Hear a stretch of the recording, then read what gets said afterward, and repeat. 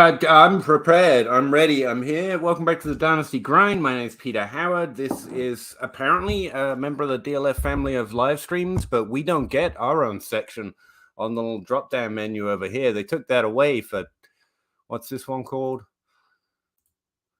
Oh, I see. Hanging with Daddy gets its own special category, but not the Dynasty Grind, huh, DLF? Huh. Yeah. They don't respect us, but it's okay. We respect ourselves. Listen, it's been awful and doesn't really say it week in the real world. And I'd just like to say thank you to all every week spending a little bit of time with us talking about the nonsense that is fantasy football. It truly makes me happy and extremely grateful. I was listening to the Dynasty Dummies. Good podcast. You should check it out. We should get one of those on on this show sometime. I don't know. But they said that the best thing that fantasy football does is the Scott Fish Bowl, and I disagree. I know you're all shocked. I disagree with someone, but I don't think the Scott Fish Bowl is the best thing that fantasy football does. I think the best thing that fantasy football does is this. Not this show, although yeah, sure, we're better than the Scott Fish Bowl, but it's connecting people. It's people from different states, from different places, from different walks of life who are just interested in this weird little thing that we all get to argue, fight, and debate and learn about each other through. The Scott Fish Bowl is a great synopsis of that. I'm in a bunch of league chats I wouldn't have been in without it, and I'm meeting people I never would have met without it. And I think that's a great part of it. But honestly, I think it's the whole what we used to refer to as community and now is increasingly being called to it as an industry. I think it's community first, and I think that's the best thing it does, and I think that's the best part of us. And the Scott Fish Bowl is just a symptom of when you get a bunch of people in a room, even if they're interested in something weird and weird like fantasy football, what they end up doing is thinking, how can we help each other? And I think that's great. But I think it's a connecting people thing. So I'm really grateful for you all to come share just a little bit of your Wednesday nights with us every week. Can't express that enough. And yeah, let's get to it. Let's talk about some nonsense for a little while, because the real world is awful. It's awful. So let's talk about some football for a while. Okay.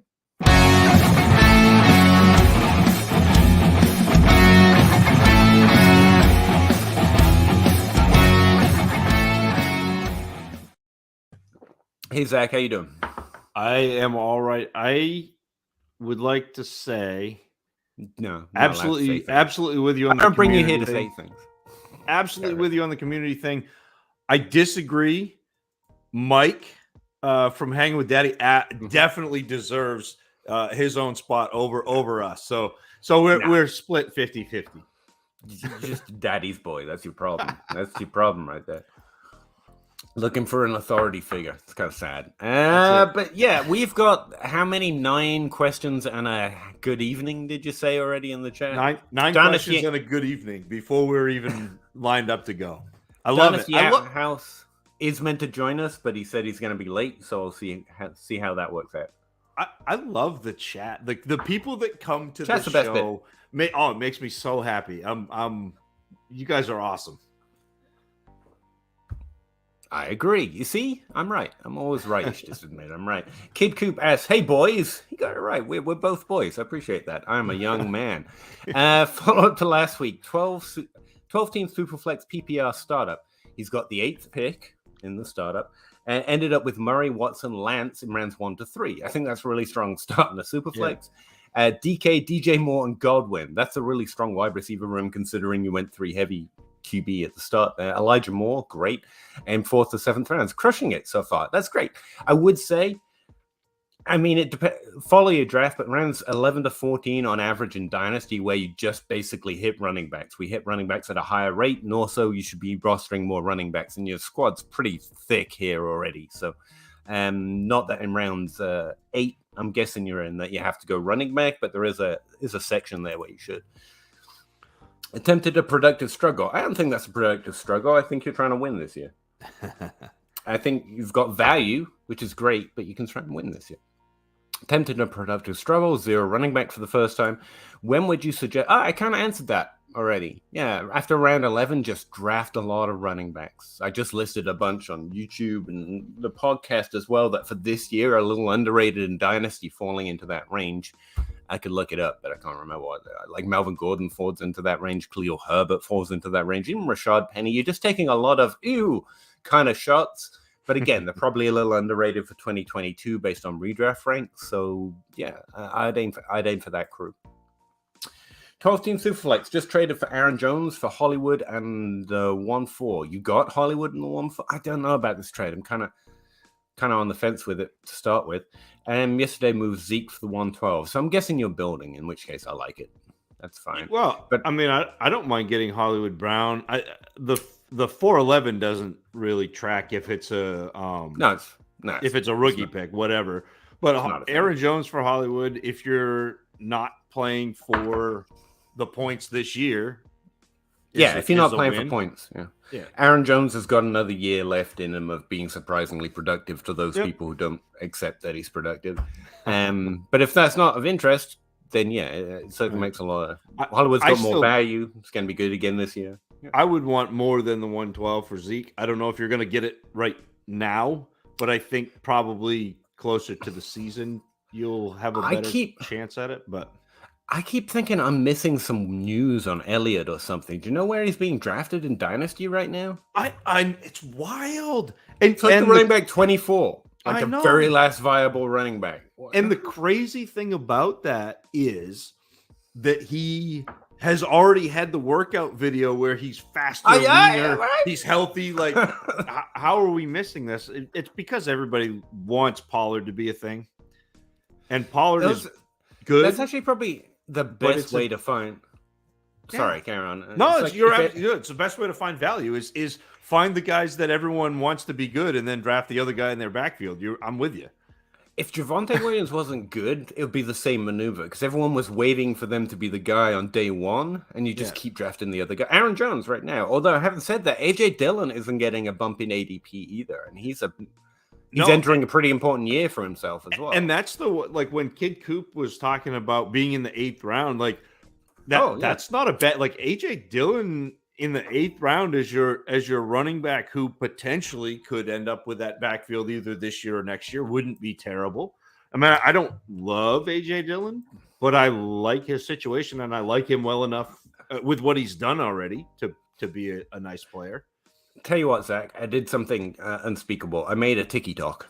I did. I saw a couple of them. I now follow Chef Adam Libby and you. So now I have two. Well, after watching about 20 videos, I realized I probably can't make strong takes in 40 seconds, but I can at least advance a good process because there isn't any on there.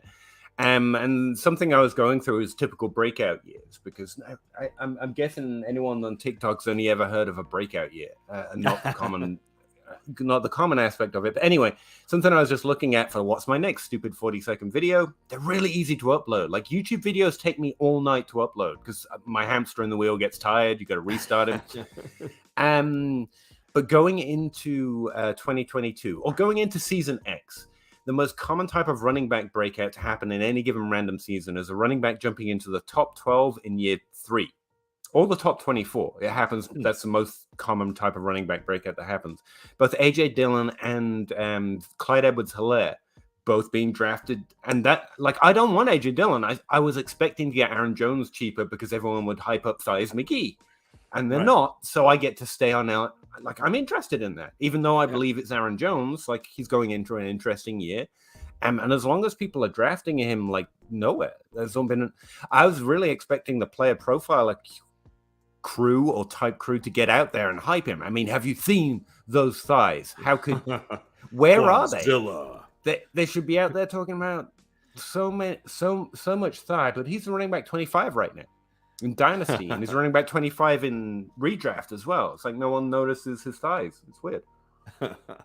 So you can actually get them both, which is in. But anyway, sorry. Yeah. We're answering questions. I forgot. I was just talking to Zach.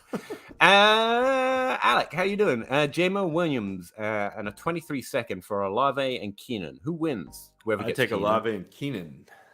Whoever gets Keenan. Yeah. He might Andre Johnson this year, but I don't think so. In that there was no reason to expect him to suddenly be bad, but occasionally an all wide receiver will just suddenly be bad. And I really don't think that's Keenan Allen. That's basically a 23 second for Keenan Allen, and if I am anywhere near competing, I will give that all day. Mm-hmm. I've been asked twice today on the DLF forum, so they weren't specifically asking me, but I like to pretend. There's an Ask DLF forum, and I like to go in there and answer questions. And in my Discord, 2 people asking if they should trade for Keenan Allen for 2 first-round picks in 2024 and 2025. That's a really specific value, and it's too much. Like, I love Keenan Allen, but no one's offering them 2 first-round picks, even that far in advance. And so that's been my answer both times. Like, just no. It's not that he's not worth it. It's that they're not getting that from anyone else, so you can offer less. That would be my... But yeah, both times, people trying to sell on Keenan Allen, but sneakily for future first-round picks. Don't do that. Offer him a second at some point. Alec, ETN for Cooper. If that's Amari Cooper, I like the Amari Cooper side. Although, that's mainly because I'm nervous we haven't seen the workout video yet. The value's still probably on the ETN side. So to answer your question, Alec, I think that is a fair offer. And I would feel out your trade partner with that offer and see, because again, I don't mind being on the Cooper side of that trade, getting Cooper, but I think ETN still has a little bit more cachet, a little bit more trade value. He's not the old man in this trade, and Dynasty is notorious, as an ageist. What did we decide we're an industry now? I'm community. I don't know. I don't know. I said things. I'm not making any money, so I'm not industry. I am community. We are, like, I was thinking about it. Like, DLF has literally been bought by it's been commodified. It's been bought by someone. Increasingly, I think that means Dynasty is getting more viable as an industry. I think of us as a community, but it is interesting. There's enough interest in our little corner of this little corner of the world of fantasy football that someone's investing in Dynasty. I think that's interesting, but that's neither here nor there. I think Amari Cooper is discount DJ Moore. There you go. I like it. The 2 up. Lockett and 2 seconds for Pittman. Lockett side. But I don't like. I think that's pretty close. I'm probably taking the Pittman side because I don't think you can get anything for Lockett, and 2 seconds are fine, but whatever. Yeah. And I still think Pittman is pretty much a lock top 24 and potential to be in the top end of wide receiver 2s. So like he could be on that cusp of 12 to 16. As a wide receiver, which is nice. I think he's definitely a locked up 36 wide receiver. He's NFL fantasy relevant and everything else. Like you said, though, I think we've seen his ceiling. Lockett has no value. This is basically 2 seconds for Pittman, which is why I take the Lockett side. Pittman has like a 50% chance of repeating his top 24 season last year. And the reason I say it that way is because that beats the pants out of a random first-round pick. Just to give it context, like first round picks, wide receiver selections, just a generic first round pick actually produced a top 24 season at like 39% of the time. Pittman's got a 50% shot next year of doing it. So just to put it in context. Now, if you adjust that to like the top 3 and so on and so forth, that's where we find a little bit of a value difference. But Pittman's fine. I just like Lockett. I think he's underrated. I think you're getting them free here. So I don't mind it. You'd be sending Pittman off again. I think we're saying it's basically equal. I think Pittman's safer. But those picks are also not going to go anywhere. So Pittman's safer for 2022. Put it that way. All right. We good? We're not going to fight about that? No, cool. No, I'll be fine. You always are. Nicholas J. already hit the like button. Oh, thank you, man.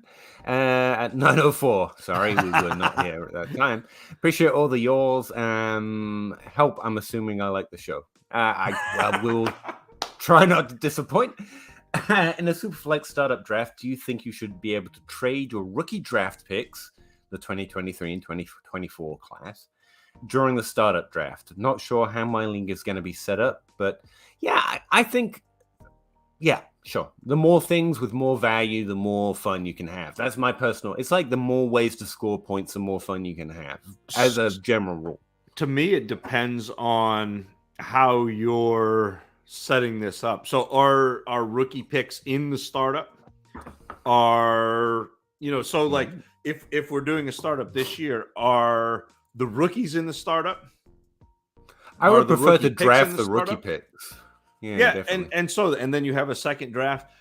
To answer your question with the other picks, like the future picks, absolutely, because that's how you maneuver in a draft class. Otherwise, you're trading round for round and not being able to maneuver as much. And anything that promotes trades in a dynasty league, I am for. I like that. I like activity. I like trading.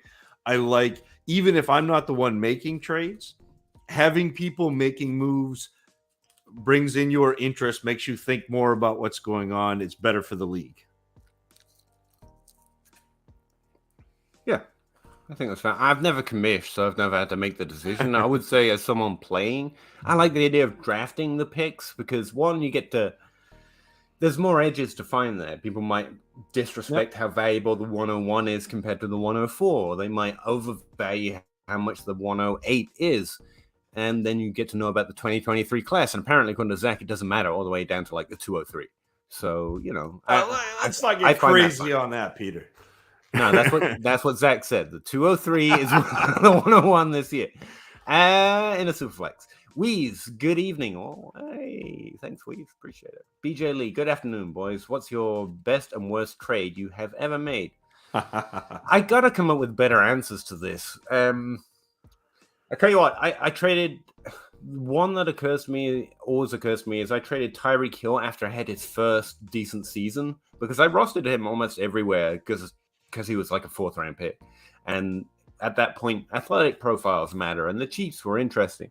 But I strongly didn't like his production metrics, although I have gotten better since. There wasn't any to really judge.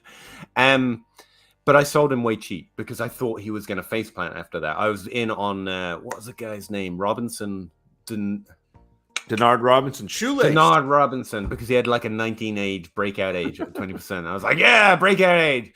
But anyway, so I had both, and I traded Hill away after he became the guy that first year. They ran that competition. But I traded him away too low. I think I traded him away for like a 1st round pick, and like I was looking for anything. The best I could get was Philip Dorsett, who I never liked. And this was a year after he'd been face planting. But I just wanted out of Tyreek Hill. So that's probably one of my worst ones. I got the trade I could instead of holding the value I should have expected. That was a bad one. Yeah. So the best one was I traded Andre Johnson for like 2 1st round picks in when I first started. That was pretty cool. That was the last year when he went to Indianapolis. I'm going to attack this a little differently. So my best trade ever, I sent away Amari Cooper and Dalvin Cook. And I got back Ezekiel Elliott. So I sent Dalvin Cook and Amari Cooper and got Ezekiel Elliott. And that's the best trade I ever made, which sounds counterintuitive, but it was the year that Cook was injured. And it was the year that Amari Cooper was in, at the time it was Los Angeles, and kind of bouncing up and down and not having a great season. And Zeke secured me a championship. And so that is the best trade I ever made. The worst trade I ever made was I traded the 101 in 2017 because I had the 101, the 102, and the 103.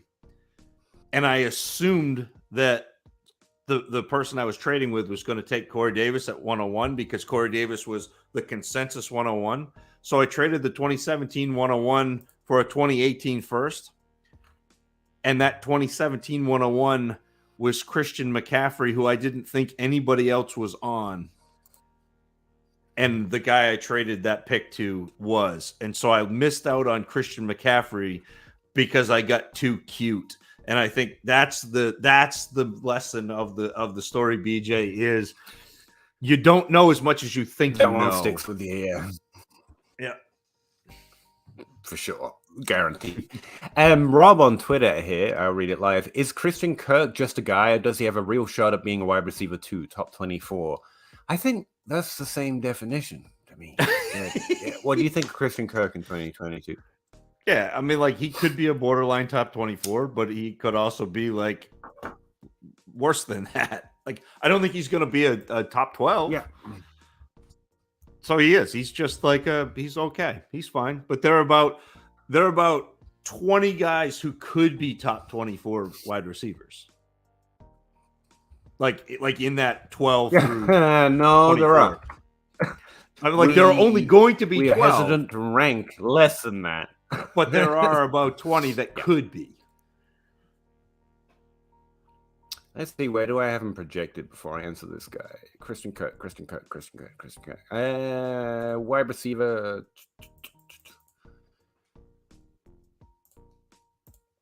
$43. Yeah. Okay. I think you see him as a top 36 wide receiver. He can be flexible. He's going to fill you in by weeks. I wouldn't expect much more than that. Yeah. But he's on Twitter, so he's not listening to us. So we can like call him names and stuff. You want to know. But not really. BJ Lee. Nope. He already did this one. Sorry. I've got a little lag. Zach, 10-team, 1 QB, 5.5 PPR, traded the 105, the 107 for the 109 and 110. Terry McLaurin and Josh Palmer. I like that trade. I wanted Olave at 107 and got him at 109. And yeah, that's his draft. Yeah. You don't know. That's a great trade for you, Zach.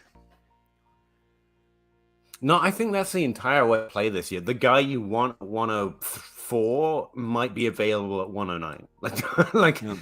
Don't get too into your feels about it. But also, if you're at the 104 and you can't trade back, just take your guy. Then I traded Terry McLaurin and Knox for Mark Andrews. I actually like that kind of 223 seconds and a third. Don't hurt to make it go down. I like that. Mark Andrews is going to provide more difference making points at his position than the other way around. Not that Terry McLaurin's bad. 1 second. Can you hold the entire... Peter's gone.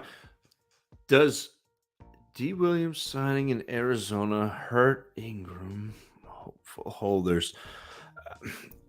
Again, it's you're looking at 0 RB guys, so it matters who ends up being healthy and on the roster there.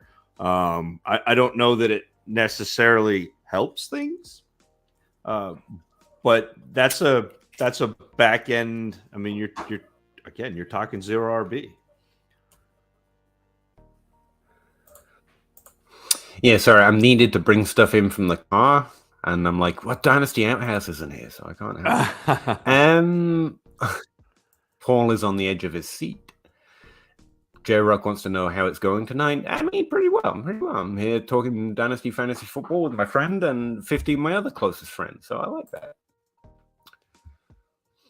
Gavin, 10-team, 1 QB, AJ Brown plus a 23 first plus a second for Gainwell or Jefferson and 2023 third. Oh, wow. I think AJ Brown's side. I was going to say, you want Jefferson. You know what I mean? You just made me trade Justin Jefferson, and I love Justin Jefferson. It's the AJ Brown side.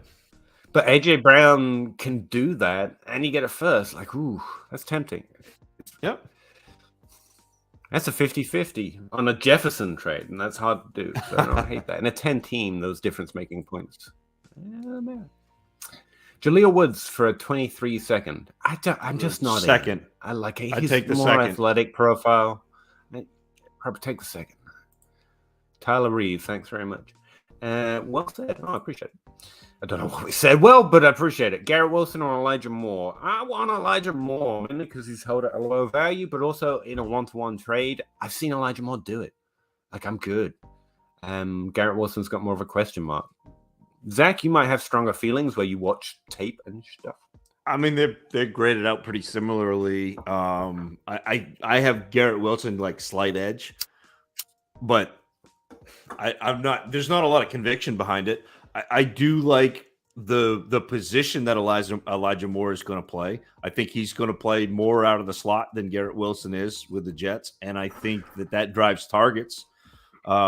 Just based on the ADOT, like the number of targets as a good wide receiver is going to be more the closer you are to the line of scrimmage. So I again, talent wise, I push Garrett Wilson, but just slightly. In fantasy football, it's probably Elijah Moore by just a yet. Tell you what, wide receivers breaking out into the top 24 is literally 100% hit rate since 2009. Like that happens every year since 2009. You go back before that, it's a little more spotty, so it might be an era thing, or it might just be recently that's been true. Either way, it's a pretty likely thing to happen. Of all the wide receivers from last year, the one most likely to do it is actually Devontae Smith, because he finished inside the top 36 last year. But only about 30% of breakouts into the top 24 in their second year, which happens every year, have done a top 36 season in their rookie season. So in other words, it's not a big benefit to Smith that he was slightly higher ranked. Ultimately, both had good rookie seasons. So I think Elijah Moore is as likely to break into the top 24 next year as any of those wide receivers who've gone up in value from last year's class. And I'm just like at a discount because we're worried about the rookie, which almost never does at least those positional boundaries. He can have a great year the way Elijah Moore and Devontae Smith did. Like I just take the boat over the mystery over the mystery box, you know? Just Jesse Reeves FF. I think I've heard of him. Says hello, beautiful. He's talking to you, Zach, obviously. Oh, absolutely not. J-Rock. How's it going? What's going on? Life is good. He didn't want you to feel left out. Hollywood Brown or Bateman? Well, isn't that the question? 1-to-1? I don't know. It's about exactly even to me, but they're not 1-to-1. Like Hollywood Brown is taken after Bateman, is he not? Yeah, and I think that's the thing. You don't know. I have to check these things. with questions like this is a vacuum, and they're not a vacuum. But isn't this, Peter? And I don't want to put you on the spot, but isn't this the boat or not a boat? Like haven't you seen Hollywood Brown do it, and you haven't seen this is that do it yet? But I feel pretty confident Bateman will be a top 24 wide receiver. I just don't see the ceiling. Here's the thing. Hollywood Brown is drafted in the 5th round, even after going to Arizona and having another breakout season last year. And Bateman, who has technically not done it yet, is drafted in the 4th. So it's not an even trade. So I lean the Hollywood side. 1-to-1, I think it's fairly even. I think Bateman's got more hype, so you could probably trade that for more things more often. But who do I want on my roster in 2022? It's even. With their value difference, I'll take Brown. Sorry. 16-team full PPR rookie draft is complete. I ended up with Walker, Sky Moore, Rashad White. Rashad, right? That's his first name. Rashad. Zamir White, Isaiah Spiller, George Pickens. Did you get Pickens that late? Really? Good haul? Yeah, I think that's a pretty good haul from this class. And no, I was listening to the Dynasty Dummies again, and they were talking about Scott Barrett on my podcast, saying this was 2016, and it just kept striking me that if there's a Michael Thomas in this class that no one's on but is drafted late 1st round, it's Dotson, right? Bell? That's stuck in my head ever since. It's Dotson. What about that Bell? Would be the guy who's I think it's Bell, but we're on Bell. He's got that second round Brian Edwards hype. Bell I have to draft him at the very top of the round to get him. Yeah, but Bell, in the 2nd.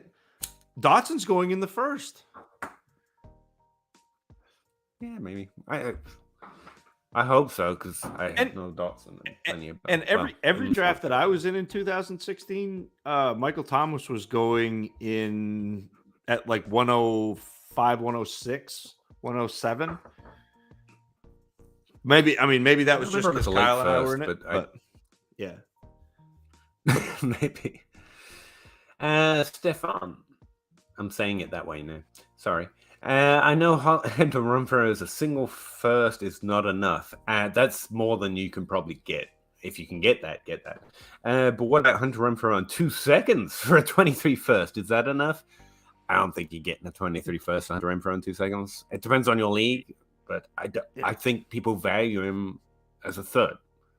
Yeah. I think trade calculators are going to put him in a second, and that's ridiculous, but that's where they're going to put him, and I don't think anyone's going to like give you a second for him. So I put him around a third.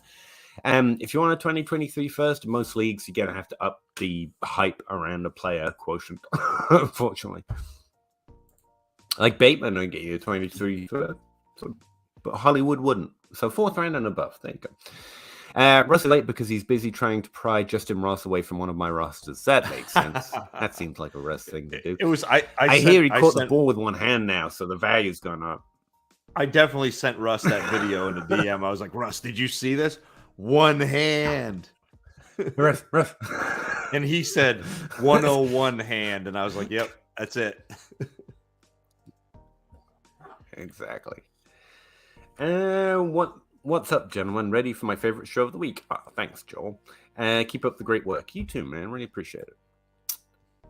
I've got a lot of lag right now. Like I click on a comment, and then after a while, it turns out. Remember when you used to write on those black screens with green writing? That's the way it feels for me right now. You do something, then you watch it appear. It's always enough if they hit accept. That's actually a fair point. Yeah. Yep. Who are players to target straight up for a 23 first? Honestly, I wouldn't trade them right now. Again, this all depends on your league, but there's so much hype around the 23 first. I feel like they're untradeable. They're the gold bars in Dynasty right now in my leagues. But you going big or you going home if you're trading the 23 first. That's why I'm normally saying no one to trade with a 23 first round pick in it, because if I don't think I'm getting top 12 upside, I'd rather carry it. I think I can get that eventually for 23 first. So I just made a trade this week to get a 23 first, and I parted with Nick Chubb. Mm-hmm. That's top 12 upside. And I take that. Yeah, I mean, like he's right on that cusp. But again, like I gave up Nick Chubb to get that 23 first. And again, because I'm in the middle of the pack in this league. Like my team had been very good, and now it's very okay and getting older. And so I'm starting to move players like Chubb. I think that's not a bad dynasty loose rule. Like if you're trading a pick this year, I can give you a list of players that I think are good targets in that range, and I would definitely do. But if it's a future pick, it's more about what does it do to your team, and is that a projected effect worth it?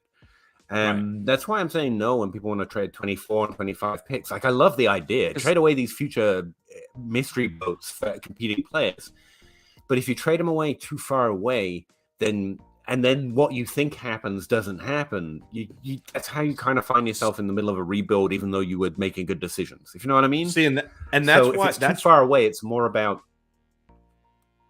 That's why I like to attack those classes 2 years out. So like I was trying to buy into the 23 class in 2021. So like now is a good time to be buying into the 24 class, because the 24 class, everything that people are saying is decent. And so, why not approach this now when they're devalued? A lot of people feel pick 2 years out is worth a second if it's a first round pick. And so if you can find somebody in your league that is looking for right now, and your team is already not necessarily competitive, it's not a bad thing to stack up picks 2 years out, make your pick for next year actually better by being worse. I'd rather be either on the very bottom of my league and adding picks, or at the very top of my league. Now, you don't want to get stuck at the very bottom without picks, because you stay there. But you want to be at the bottom with. It's not necessarily just picks; it's value as well. Like think about it as more of a amorphous blob of value that you can do stuff with. But no, I've been saying that for a while. Like all the productive struggle and trade your players for first always misses that if you want to rebuild, you can't aim for the class you want. You got to aim for the class no one wants, which is always right now. It's 2 years out. No one wants 24 picks. They seem too far away. a dynasty league might be dead by then. Why would they be trading that for useful players or useful 2023 picks? But if your team sucks, you can't rebuild in 2023. If you're in a competitive league, if you're here and any of your league mates are ever in this kind of weird little corner of the internet, then they know. So you have to go a year further out. That's how you stock up like the J might check entire first round picks. Yeah. That's what's always never said. It's like, by the way, if you want to go this way, you're just paying 2 years of league fees, by the way, to get there. And it's not that you can't then change that value into players earlier than that, but you have to start playing as if you are willing to do that and be willing to do that to build through productive struggle. If it's already drafted, if it's a league that's an orphan, if it's a league you've been in for 2 years. Right. Anyway, yeah, sorry, that was too long, but there you go. Wheeze, in a 10-man league, I had Herbert, Russ, Trevor, show off, Swift, trade him. Only running back of note, I moved Trevor and Shakir, don't mind it, for ETN and Tannehill. I like that. Yeah. Tannehill and Cousins are both really good 4 points quarterbacks. And a pretty competitive roster. The person receiving Trevor and has Allen and Watson, win or loss. I think that's a smart trade. Getting points and there's much more potential value increase with ETN. Yeah, I like it. You still haven't seen Trevor Lawrence be the guy that everyone predicted him to be. You've seen Tannehill be pretty good, and you've got the value swing on ETN. So I like that. I've traded away a lot of wide receivers for 23 picks. Hopefully it's because your team sucks. Sorry. And have 101, 104, 105. London and Burks are going 2 and 3. What are your thoughts on me going Wilson and JMO at 4 and 5? I think that's fine. I can tell you what my ranks are. If that helps, I would take Burks, then London, then I think it's Olave, Wilson, and then Pickens, because I'm overly high on Pickens. Bell. But who would you take at the 4 and 5, assuming Burks and Wilson and Hall and Walker are gone? I mean, if I'm making those picks, that's who I would take. What I would try to do is trade back 2 more picks or 3 more picks. Trade back from the 104 and get the 106 or 107, and then be happy with whoever I got there, whether it's Williams, Olave, Pickens, and just do that if I can, and maybe you can get from the 104, maybe you can get like the 107 and the 201 or the 202 and end up with Bell plus whoever you got at that 106 or 107. Yeah, I have it Olave, Wilson, then Williams, so I'd be very fine with that. Yeah. Hey, Russ, how you doing? Have you finished trying to trade for one-hand catch machine Justin Ross yet? Yes. I was on the Dynasty Monocle with at Dynasty Coach A. Nice. And John is awesome, by the way. Go listen /watch. And we were talking about the amount of shares we had. And I have 6 shares of T. Higgins and Mike Williams, but only 4 of Justin Ross. So I'm like, no, I have to fix that. Do I have offers? No, because I know you. Come at me, bro. So like I knew what that would take. So I went to everyone else and I got 2 trades done. And they were both Christian Kirk for Justin Ross. Ooh, I like that. I know that Christian Kirk is a guy, but Justin Ross could be a guy. Like, there's a very good chance Christian Kirk is a very usable wide receiver 3. I'm fine giving that up to make me happy, having 6 shares of 3 team clems and big wide receivers. And I am going to go trade for 5 or 6 shares of Sammy Watkins once this show is over. Just for that week one. Might still be a little too much, but I will go get I will trade thirds and fourths together to go get Sammy.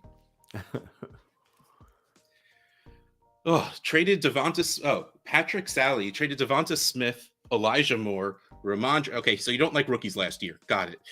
Devonta Smith, Elijah Moore, Ramondre, Fields, and 223 seconds for Higgins, Godwin, and Ritter. 12-man, 1 quarterback. okay, so cross out. I mean, Fields is whatever. So Yeah, but so is Ritter. Yeah, Ritter. I honestly, even in a super flex, I wasn't really counting him too Yeah. much.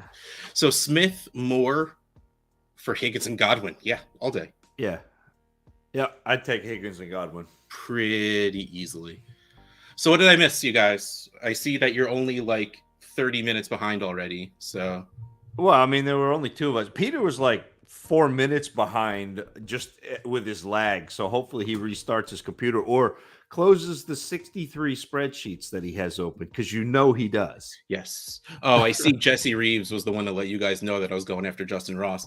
He Yeah. turned down a 23 third and 24 third for Justin Ross. I knew he would because I know he likes him also, but I'm like, you know what? Screw it. I'm going to try, see if I just hit him on a good day for me and see what happens. Because I needed at least those 6 shares. I tried so hard to trade AJ Brown in that league, and I couldn't get anybody to bite on AJ Brown. And I'm like, okay, that's fine. I'll keep him. I'll hang up. You don't have the ability to scroll, do you? I do. Peter just left us. How about I'm trading picks to get Chase? How much? Oh, no, okay. He did Probably- it. He's around. He's just not on the screen right now. Yes, it is foolish to be psyched about Tony Pollard in general. Yes. Paul Cicero, if I'm trading picks to get Chase, how much is it going to cost me? All of them. I would not, Paul, and I have been on record. You can go search at Tacit Assassin 13 and Chase on Twitter and do the latest. And at about the third tweet down from me says, I would not take the entire first round of 2022 for Jamar Chase. I would rather have Jamar Chase over the first round of 2022. I was on the record on my podcast saying that was the one player I wanted from this draft class. It's basically the same thing. 23 thirds. 3? You mean firsts? Yeah. Yeah, Chase is worth 3 first round picks. Yeah. And I mean, even that's in the max 23, I don't care what they are or going to be. It's at least 3. Well, that's a lie. I don't care if they're early. Like, I demand 3, and I'm not taking 10, 11, 12. Yeah. If known. Yeah, that's fair.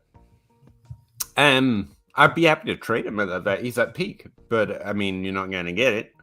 And Chase is good, so don't panic. Yeah, Chase and Jefferson, you should write whatever the hell ticket you want, and if you can't get that, don't trade them. Zeke could have another really productive year, but the touches, he has so many of them. So many.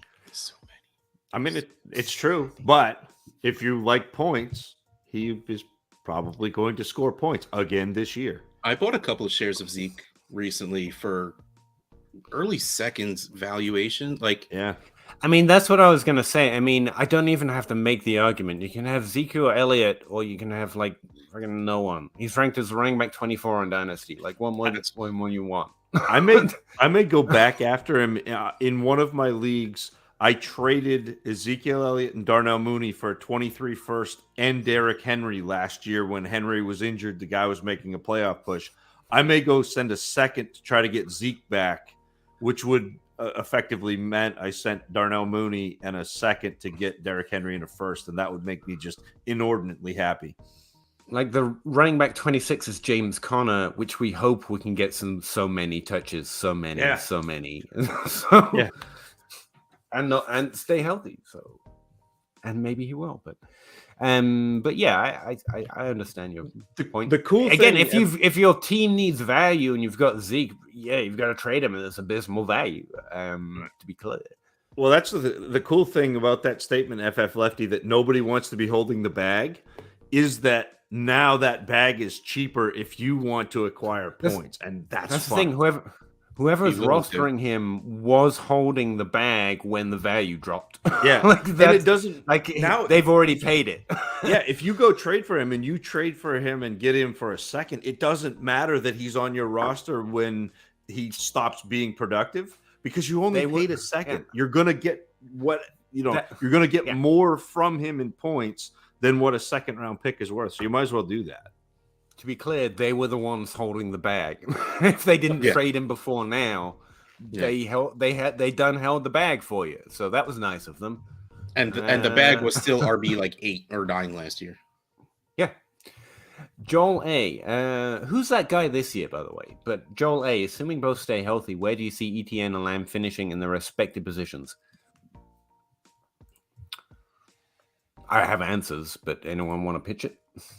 15 for ETN, and Lamb is probably 11. Yeah, that's around 12 and around 15 was what I was thinking. So same as Zach. Well, 12 for Lamb, 15 for ETN. Yeah, it's really tough to say. I think it's foolish at this point to think that CeeDee Lamb is magically going to click and be wide receiver 2. Right. If you're lucky, things do click. Maybe he'll be wide receiver like 8, 7. And then next year, when Tyreek gets a year older, Hill gets a year older, he'll deserve and maybe earn that wide receiver 3, 4 that he had by showing he can score that high. But I think it's unrealistic to think he has the moon as a ceiling anymore. I have CeeDee Lamb projected as a wide receiver 6 in 2022 right now. I haven't finalized them, but that's where I have him. And by the way, this is going to be the death. Vacated targets have to go away and die. Because if I'm the guy saying he can be wide receiver 6 and everyone else is unsure, and then it happens, you don't believe your own source. And I did it not believing it. So just saying. And Travis Etienne as running back 22. There's concerns. Yeah. There's heavy concerns in the market. Yep. Those are absolutely fair. But that's where I'm at. I do think that if you assume health for ETN and not for James Conner, if you assume James Conner takes a while to come back, that puts ETN potentially scoring just a modicum higher than 22. But in a 0.5 PPR league, how much? I want to get Austin Eckler in this league. How much on top of the 204 and the 23 second do I have to add to make it a decent offer for Eckler? Need a first. Or is it the fact that I'm starting with those two low? Yeah, I think the fact that you're starting with a second that's a problem. Yeah. Yeah, I know, but I don't want to give up a player. It's a best ball league, and I already I don't know how a team that I run has Jonathan Taylor and DeAndre Swift on it. And I can't trade them for the life of me. I hate it. And now I want Austin Eckler. The guy put in the trade bait, Eckler is on there and he wants 22 and 23 picks. But I'm like, but all I have are the 204. What does his team look like? I think this because if his team sucks and he's really looking to the future, he should just accept what he can get because Eckler's an older running back with no draft status. Russ, here we go. What I'm going to do: 204, 23 second, 24 second for Eckler. Russ, first of all, you need to get in the chat and ask these questions so we can answer them in order. Dude, this is a little unfair. What good is being on the show if I can't just completely cut the line? Do you have a player on your roster who people really like, but if you search your heart of hearts, he's really a roster clogger, like a young player who hasn't done anything yet, but everyone's like, oh, yeah, he's going to? Because that would be the type of player that I would throw in a deal like this. I never shot Penny on my team. No, I don't think that's going to get it done. But no. Yeah. Well, hey man, I got Hunter Renfrow. Deontay Johnson gets it done, maybe. Well, yes, Deontay Johnson should. Deontay Johnson almost straight up should get it done. Yeah, but that's not what I want to do. Nah, I should have maybe Ayuk. Do you think a 204 and Ayuk can get me? That'd be close, I think. Yeah, that'd be close. I hate it, so it's probably good. Well, and especially if he's looking to the future, if he's trading Eckler looking to the future, you get a youngish wide receiver and a pick. Catch that Kyle Shanahan, no less, and the BMI is good. Yeah. I like Ayuk, but his value is so low. That's why, or his rank is so low. Hank, not jumping the queue, waiting patiently to get his question in. Get on my level. QBs are Brady and Mills. How aggressive should he be in targeting a 2023 pick early so he can grab one of those QBs? He doesn't have a shot because he's got a good roster, and he wants one of those young QBs from next year. My immediate answer is I don't. If my roster's good, I don't want Carr. Derek Carr, Kirk Cousins. It's not worth what you'll have to pay to get a 23 first in a 16-team league. Yeah, no less. To get a quarterback, it needs to be top 3. Right. Yeah. And then you have That's kind of what we were saying earlier. Actually, the 23 picks are just priced out at this point. Yeah. You go with what you have 2 good quarterbacks. You're going to get a lot of points this season. And his roster's good. That's why he knows he's not going to have a top pick. I mean, concentrate on winning. Wait, how aggressive should I target a top pick in 23? Oh, like with his pick, like if you want to tank to all ends, more power to you. Depends what the rest of your team looks like, but he said he won't have a shot if he stands pat. So here's the thing: have you already had your rookie draft this year? Because if you hadn't, take a shot on one of those rookies that are going in probably the second of a 16-team. They probably went the end of the first. Maybe, but in the trade addicts leagues, they had an ADP of like 203, 204. Even if he's, but he'd be at the end of the first if he's got a good rock. So like, take a shot on one of those guys. Take a shot on Willis. Take a shot on Ritter. Like whatever. Corral probably is the better chance starting this year. All right, those 3 guys. What's your order for those 3 guys? It's Willis because of the upside, like the ceiling is the floor, and then I think Ritter is probably the most pro ready, and then Corral. Even though I think Corral has the best shot to play, so didn't Sam Darnold.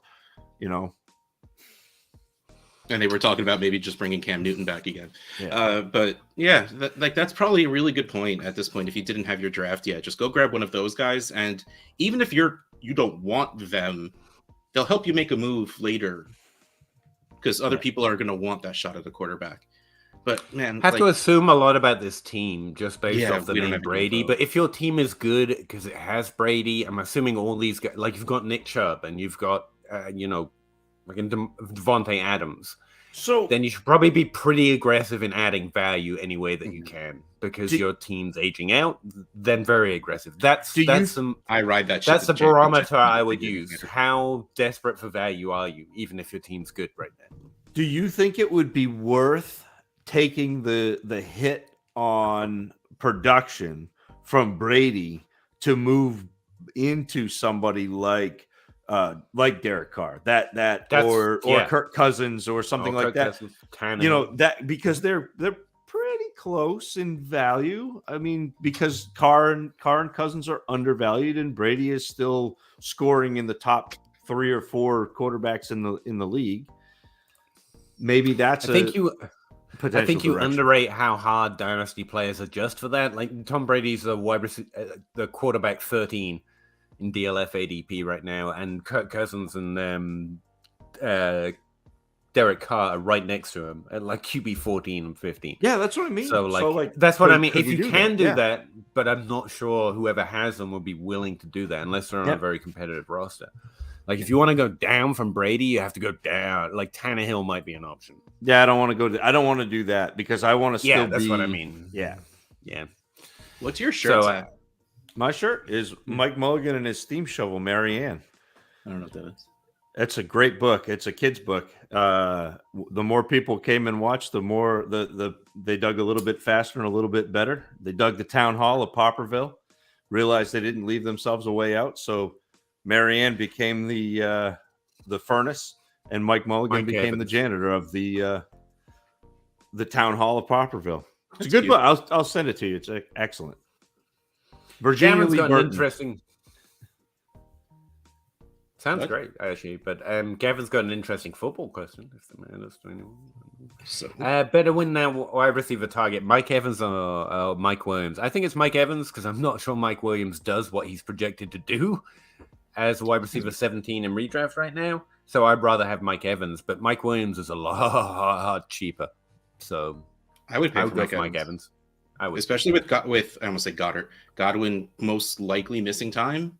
I would take Evans because you'll at least get that beginning of the season push, and then even if you start to not like him, you could probably move him easier than Mike Williams is going to be tough to move, even if he does decently, because no one's going to believe it ever again after the fall he took after those few weeks of doing really well. But the answer here is Evans, regardless of price. Evans will be worth it. Evans is always worth it. So just go get Evans. Evans is a wide receiver 21 in Dynasty ADP. Dynasty players are weird. That's what I think. That is the answer, yes. Us redrafters don't understand it. PPR 1 QB win now. Kareem Hunt plus a 23 third or Christian Watson? Christian Watson. I don't care about Hunt. I don't want to play that game, especially like that's value-wise Watson very easily, and it will take very little for Watson to increase his value because he has Aaron Rodgers throwing him the ball. Take Watson and trade him for somebody you will score more than Hunt, or you could do it right away, or if you have the cojones to wait until week 2, and if Watson has like a 6-catch game, his value will almost double. Turn Watson into Renfro plus. Just throwing this out here, Gavin. Like, I don't know if you're subscribed to a trade calculator on the DLF or anything else, and I hate them, but it does give you an interesting insight into trades. For example, right now, Kareem Hunt does not cost a late first-round pick according to trade calculator. Now, that doesn't mean that's his value, quote unquote, with a capital V, but it does give you an idea that whoever's offering this is kind of trying to hamstring you. Because I want Hunt. I think he's an undervalued running back. I think he can score points again in 2022. But by offering players instead of seeing it as a value, he's strongly trying to take advantage here a little bit, in my opinion. Like, for example, late first-round value in running backs is Aaron Jones, CH. That's far and above Kareem Hunt. He's a second-round pick.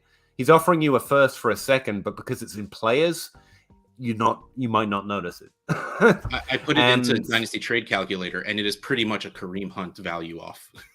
Yeah. So I'm not saying I don't want a Hunt in that trade, but the Christian Watson, but that side doesn't have enough value on it. It's that simple. Some things are that simple. Community greater than industry. We are really far behind, huh? Okay. Thank you, though, FF Lefty. Appreciate that. Plus money. Mixon and Godwin for a 23 first and second. 24 second. How terrible is this trade? Should it be overturned? Nothing should be overturned. It shouldn't be overturned, but I still want the Mixon Godwin side. ffpodshirts.storeenvy.com. Scroll back because it's one of the first shirts I ever made. # never veto.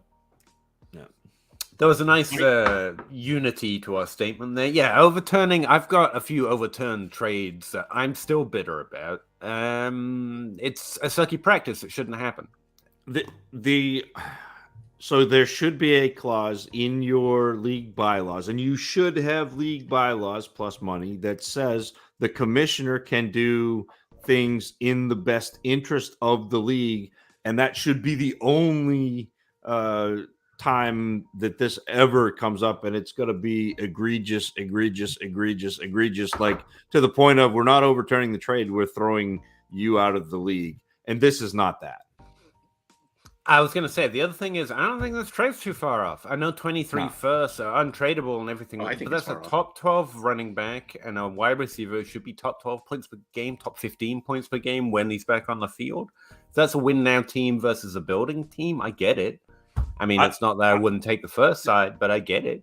I'd rather have the Mixon Godwin side too, Peter. Yes. Like I think that's the side of the trade that wins pretty handily. Even though there's a 23 first on that other side, it's still like add a 23 first and then like Mixon is a 23 first and like maybe a smidge. Godwin is a 23 first and maybe a smidge. So if you add another, yeah. Frank C, what's up, guys? Thoughts on Akers? Is he a buy? He's not a. Every player is a buy if in your league they're drastically undervalued. You got to keep reading past that's buy, the Peter. underlying understanding. You got to keep reading past buy. There's more. A buy 4. I don't want to. No, my eyes are tired. I don't want to read no more. For a 23 first, 1 QB, not a buy for a 12 23 no. first. Absolutely not. Is that supposed to be Akers? My brain is breaking. Yes. Yep. Yes. I don't think it's. I think he's not a 23 first. And if he is to you, have I got a deal for you? I'll go find him. He can be a top 12 running back, and he should be probably, but in the same way that Antonio Gibson was this year, and everyone's declining on his value. Like Joe Mixon's been a top 12 running back 2 years, and no one's been there. Like, more than that. Top 12 isn't all it's cracked up to be. Yeah. That's a risk. That's very, very risk. Yeah. More risk than a 23 first is. Well, I mean, we've already talked about where 23 firsts are being valued within this class, right? And you see, there are just other running backs I target besides them. Well, but I mean, you think about this class, right? With Breece Hall, and 23 firsts are either all above Breece Hall or like just behind Breece Hall. Some of them, like there's like a little bit of a question, but even so, Breece Hall is running back 6. So you're talking 23 firsts. Akers is not running back 6. I'm sorry. Like he's that's not within his range of outcomes value wise. I think it's a 23 first easy. Yeah. That's the real answer, but I absolutely understand people seeing Akers as the workhorse on the Rams and being Todd Gurley. That's what's in people's minds. And that's why he's worth a 23 first to them. And if that's the case, go do it. Yeah, I mean, I'm not going to be mad. You can go trade it. You'll be mad. He's just too nice to admit it. He will be. He'll be mad if you do. No, you're never going to hurt me making a trade that makes you happy. I can't cover your eyes. I'm like, wait, if I do this, they won't see me mouthing the words. It won't work. Coming from this way. Peter, you're running the show. Why. Sorry, I'm fixing something. Yeah, he's actually lower in redraft projections than dynasty projections right now. He's just not the running back I'm targeting. I mean, there is no dynasty ADP and redraft ADP, but from the sources I'm looking at, Fantasy Pros has him at running back 16, Underdog has him at running back 16, and Dynasty ADP has him at running back 13. We like that he's young. Yes. And I think he's good, and he should have the majority of share of that offense. It's a good offense, and he is good and probably healthy now. I mean, we literally... But again, Joe Mixon and Antonio Gibson top 12 performances were not enough to sustain their value increase, and I don't think it would be for Akers either. They're not the top 10 running backs, you know. They're just better running back values, especially if you're trading away at first. Don't overturn trades. Lefty gets it. Yep. Okay, but no, bring that back up for a second because I need to talk about this. Overturning collusion is not overturning a trade. You are undoing cheating. You need to fix that because the answer is never veto. Right. Undoing a trade that was cheating is not vetoing the trade because you are undoing the trade and you should be kicking at least one person out. Or like, I mean, collusion. That's warning. That's if one person took advantage of another person. Like I'm trying to be as nice as possible because I have that need in my brain. But seriously, like that's not the same thing because you should never veto a trade because you never know. We don't know the future. We don't know who will do better. And who are you to tell you that someone's value is wrong? So as long as it was legitimately accepted on both parties, go. Mm-hmm. Let it happen. It is not on you to be a judge of how other people value players. That's not your job as commissioner. And to be clear, the reason we all experience and feel this so strongly is because we've been right when other market or the group was wrong, and that's how you find an edge. And if the group is constantly overturning your edge, it's like it doesn't matter. You're better. You have to stay. It's terrible. Like all the trades I remember that were overturned actually turned out it would have like drastically changed my fate that year. and so I didn't win or didn't get into the top 3 or didn't rank and get money because you overturned my trade. I made the right move, and you fucked me. Basically, that's not okay. Like I'm okay losing because I didn't get it right. Like I'm paying my money. I'll lose if I don't get it right. That's fine. But if I get it right and I don't get to win or I don't get my pay, I don't get my league, like that's not okay. That's the only bad that can happen. And again, it is hard to know sometimes whether it was fairly accepted by both parties, but not really. Let's be honest. It's like not really. What makes me especially really, if really that happy, league is communicating. Yeah. What makes me really, really happy, and I won't change it, and I love when people notice it and point it out to me. In the bylaws of Trade Addicts leagues, when I talk about this, I say the same thing. I'm like, look, I'm never going to overturn trades, but please don't cheat. If you give a trade that everyone thinks is bad, that's fine, but don't go trading Antonio Brown for a 4th. Yeah, because he's mad. Nobody should get a 4th for free.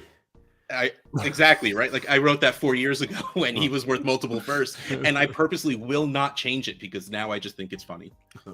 Right. Like it's on all of the Trade Addicts leagues, we have banners, say like Trade Addicts, whatever. And on those banners is a picture of 2 players, and it's the first 2 big name players that were traded. Like TA 3 or 4 has like Mitch Trubisky and Sam Darnold on it. Like players that people won't know who they are in a couple of years. Joel A has an interesting question. I don't know. Like, I need who are your top 5 in redraft this season? Like, Zach, Dynasty Outhouse, J. Mike Check, Gabe Gearing. Probably. Oh no, I should not be top in redraft. No, like top 5 what? I'm going to be very disappointing to Joel because the one redraft league that I play in is the Scott Fish Bowl.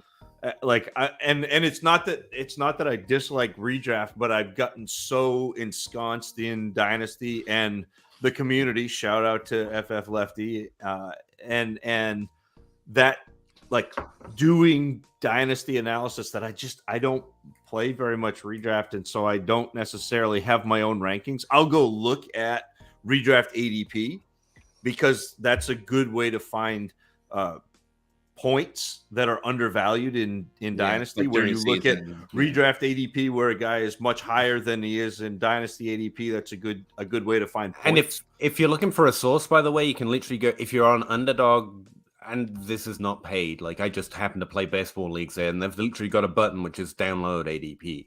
Because I was looking for it and asking people if they could scrape in some force, but no, if you go to the site, you can literally just download the CSV. And I was like, I'm going to do that. That's a lot easier than begging my friends who know how to code. I'm just doing this from now on. So that's Jonathan Taylor, I'll put Jamar and Chase. I'd still put Eckler up there. I'm with you on that. And then I would take the risk on Christian McCaffrey in redraft. Yep. I think that's what you're looking for. Christian McCaffrey, yeah, that's the one I was going to mention. I think Saquon Barkley should be in the conversation too. He should be a first round pick. Yeah. You're looking for the players. QB. You're looking for the players who can score 21, 22, 23, 24 points a game at a position that's not a quarterback position, and those players can.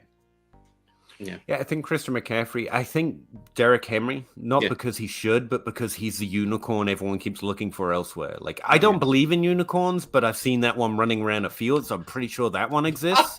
Like, I've literally but that's a really pretty horse with a horn taped on his head. Not to be too graphic about it, but to stick with a metaphor, I don't believe in unicorns, but I've literally ridden the Derrick Henry unicorn. Like, I'm pretty sure that one's real. Like, I touched the horn, he took me around the field, won a few best ball leagues for me. Like, that one's real. There's one unicorn, and it's Derrick Henry. Okay, and he may be the value in redraft this year because people are because people are looking at that injury, and he didn't win we have this psychological, we get hurt. And I talked about this before on the Dynasty Dummies, but there's this thing where we internalize pain and bad things that happen to us way more than we do good things. Yep. And it goes back to lizard brain, like fight or flight. And if something bad happened to you, you were done. And so we still do this. And so Derrick Henry quote unquote losing you a fantasy championship last year hurts really bad, and you have so many people go, "Oh, I'm not drafting him." And no, I've got this idea that when the high T running back truthers die off because of an injury, I think there's a correlation there. Then all you have left are the nerds who are like, "Meh, receptions, and that drags someone like Henry down. Like, I think that's what's going on there. it's because I've been hearing Sean Siegel everywhere the last couple of weeks on pods, and Zero RB is back, baby. RB1 at JD McKissick. Let's go. That's back inside. I've been thinking about this. I'm doing. That was the whole thing that went with this, but some of the research that twists my brain the hardest, I work the hardest on it every offseason, is potential breakouts, because it's not a great way, but it's basically why I started looking at data. I didn't want to find a model or the secret predictive stat. I just wanted to know what happens most years, because I kept running into things like, this guy seems like a good prospect. Oh no, rookies don't do anything. How do you know that? They don't. And I was like, so. And it's taken all of this and project and everything I've been through to get to a stage where I have a database set up where I can actually look for what happens most often, most years. But it's a mind messer. Where was I? I don't know, but I wanted it to come to fruition with, rookies don't matter. No, they really don't on a no seasonal basis. Like, we've got two that break into the top 5 literally ever, and Jamar Chase was last year. So we got another 10 years to wait for the next one. Enjoy waiting. But anyway, I forgot it. Potential breakouts, I think, are a really interesting lens to put through when you're looking at Derrick Henry. But in the research I'm doing for that, one of the things I'm coming to the conclusion, right or wrong, the way I feel about next season is it's an old guy year. But what I mean is that, like, there's going to be less surprises. There's going to be less Jamar Chase from nowhere. There's going to be less Saquon Barkley and CMC are injured, and running backs suddenly aren't as productive, and those top 5 don't matter. And so the wide receivers are really rolling the show. It's going to be kind of not a meh year, but it's going to be more what you expect. There's going to be less surprises, and that's less exhilarating people. And I think we're projecting exhilarating stuff into 2022. I don't think it's going to happen. I think it's going to be a lot of, that guy, that's what that guy does. And we've seen Amari Cooper put up top 24 seasons before. That's what he's doing this season. Yeah, cool. There's less to beat the average or beat the curve. I think it's going to be more typical in 2022. I mean, to the point, the only quarterback that looks like he is situated to break into the top 5 and his touchdown rate kind of suggests he won't do it is Joe Burrow. How boring is that? Joe Burrow is going to be a top 5 quarterback next year. I mean, yeah. Would you be shocked if Trey Lance did it? Yes. I don't think it's... I don't believe it. I mean, we're already seeing Dante Pettis level puff pieces about how he has to trust him. Like, I remember when Dante Pettis was just about to be fully motivated and Kyle Shanahan was the man to do it. Like, that's what Trey Lance feels like to me at this point. I don't think so. A second-year quarterback who didn't do nothing in his first year would be a very unusual breakout. Except for score 20 points a game when he got his starts. Yeah. No. Don't bring numbers into this. You can't argue numbers with Peter. He doesn't believe in them. No, I don't. No, I don't believe in small sample end of season. It was spread throughout the season. It's happened. He just has to be Patrick Mahomes. That's the last time that happened. Is he Patrick Mahomes? He just. I'm just betting against that. He was drafted earlier than Patrick Mahomes was. Sure. That was the only thing I could think of in that second. That's my argument. It's not that it can't happen, and as we've talked about, I don't mind taking the upside. I did in a certain Dynasty Dummies draft recently. It's just we've talked about this ad nauseum. It's just I think 2022 is going to have less of those exhilarating surprises than last year did. I agree with you. Dane, and that doesn't mean Trey Lance is less likely. It's just the way I'm approaching the season, which makes me bearish on those kind of occurrences. It says nothing about the player's talent. I mean, Trey Lance, from what I can figure out, is an incredible athlete. He's an incredible football player. So, he can. I'm playing the dummy game of what happens most often. And if he beats me, I'll be excited to see him play. You're letting him step on your brand like that, Zach? Do you believe that shit? I'm outright stealing the brand. trying to get Lamar. That's a good player to try and get. Offered Mac Jones, Kamara on the 109. Do you think that's a I decent mean, offer? that's a strong offer. I think that's a strong offer. In a 10 team? Yeah. Strong offer. Yeah, that in a 10 team, that's even a much stronger offer. You might just. I would. Going back to the conversation we were just having with me trying to get Eckler without giving up anything super valuable. I think you're stuck there. How can I get what I want for nothing? That's pretty much the dynasty Mac question. Jones is not. He's not nothing, but in a 10-team Superflex league, kind of nothing. He's so much better. Two? Like you're giving up a lot of things that are twos for like top 5-1, and that's what's going to be tough about it. Like how do you get Lamar? Combine Kamara on the 109 on your team to one piece. So that trade partner loves the Pats, may be to your advantage. Like that's a thing in leagues. Like I have a home league that there is a gentleman who loves the Jets. There's a gentleman who loves the Bills, and you know that you can move players, and and so that's a thing. Do you have a Dolphins fan just to finish out the AFC East? What? Do you have a Dolphins fan just to finish out the AFC East? We did, but we got rid of him. I will say, in any league that I had Shane Manila in my league, that's the guy I was trying to trade Jalen Reagor to last year. I was like, "Hey, do you want Jalen Reagor?" Just throwing that out there. But and then it depends on what the thoughts are on Kamara or how that team looks, whether Kamara is going to be beneficial, what their quarterbacks look like. I mean, like there's a whole bunch to this, but that's not an awful offer, I don't think, Dane. No, I don't think that's a strong offer. I would probably tell him to not take it, but at the same time, I think some people would. So. 3 for 1, it's a little compilation value. Yeah. What you need to do is you need to go find Paul Cicero, who just traded for Lamar, and figure out how we're going to do this. Yeah, it'll be really fun. Yeah, just go do it.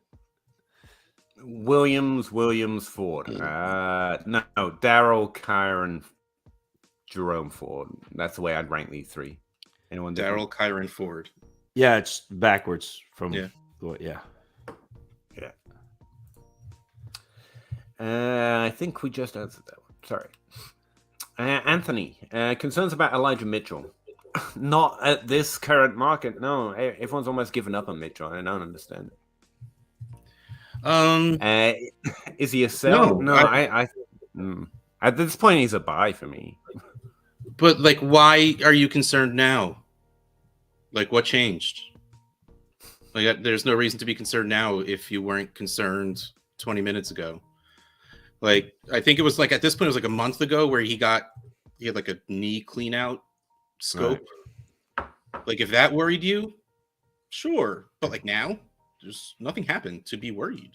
They overpaid to get a not great running back in the draft, and last time they did that, it was Joe Williams. It was one of the Williamses. I can't remember which one anymore. That's how much Kyle Shanahan pounding on the table. Joe.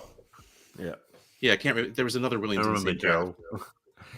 So the other Williams was now that Williams, Elijah Mitchell's. He used to be worth the 105, 106 area. Now he's probably closer to the 110, 112. I'm not. And it happened over the off season when nothing was happening. Yeah, there's he's falling for zero reason. And if Lance does become the starter, mobile quarterbacks are only good for running back. Well, no, that's having a mobile quarterback is a good thing for running backs. Man, Alfred Morris and Robert Griffin kind of there's a reference for you. I wanted to allow draft always the go-to, but I had so many rookie GMs in my startup a few years ago. Don't care. Allow it anyway. Let them make their mistakes and live through it. Yep, that's how you learn. And do make them pay.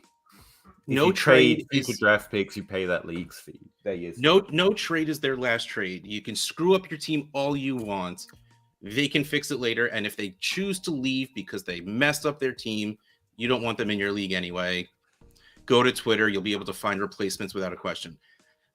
Your job as commissioner is not to protect managers from themselves. Your job is to make sure the league keeps running, and part of that is just replacing people.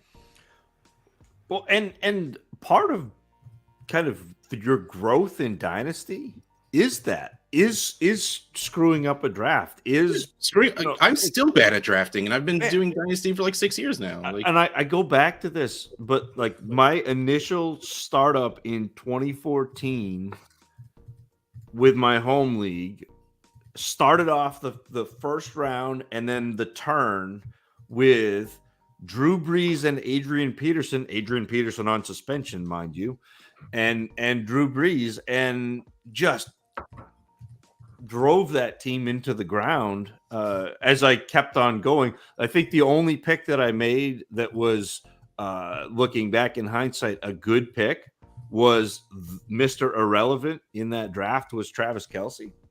Nice. I took him with the last pick in that draft after he'd been injured all the year before. Yep. So, I mean, don't. To your point earlier, Zach, we remember pain more. So let them mess up, man. Yeah. They're not going to learn. I didn't learn without tanking and making a bunch of different mistakes. I'm still learning and making mistakes. It's fine. That's part of the. John Bosch won't agree with me on this, but if you can't enjoy messing stuff up and losing and making bad decisions, and games aren't for you. Like, you have to find fun in trying. Well, yeah, John Bosch is not the guy to talk to for that top for when things involving fun, but But like, what you're doing is reducing fun. Why are you going to have them not have fun? The right thing to do is find a free calculator and point them to it, so they all have a one thing. Point them to the Dynasty Grind, man. Do us a favor. Bring them over. We'll talk.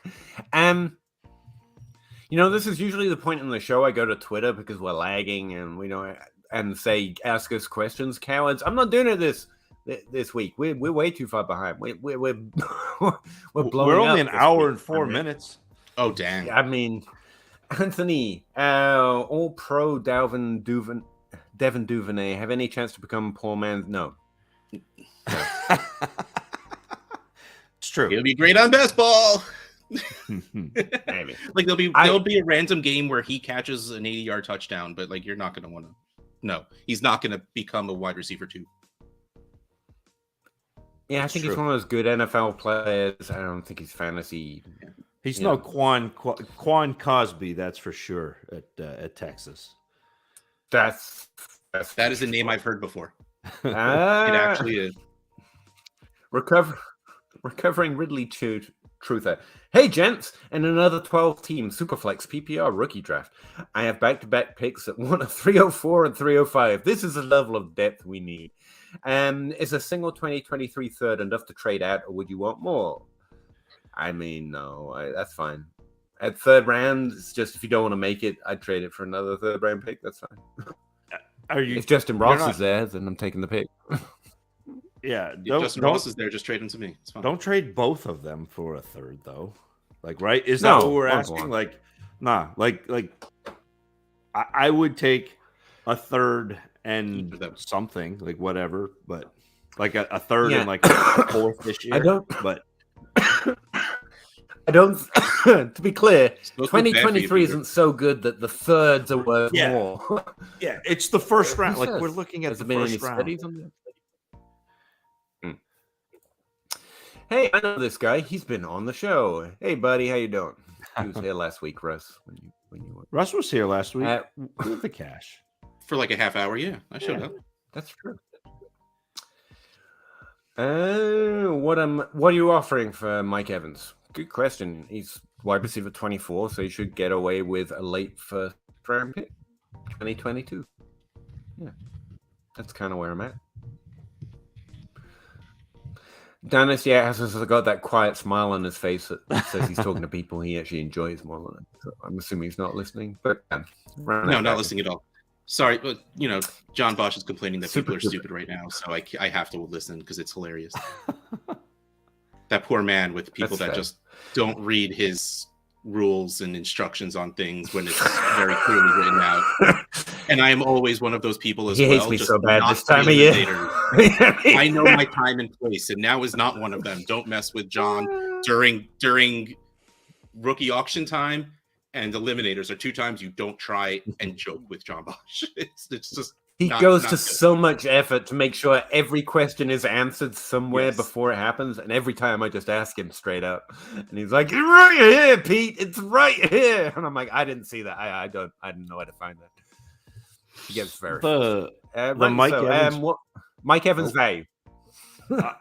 You were right. I mean, he's right around that wide receiver 24. But if I am looking at Mike, and I would too. But I think you can get away with not overpaying for Mike Evans because, he's old.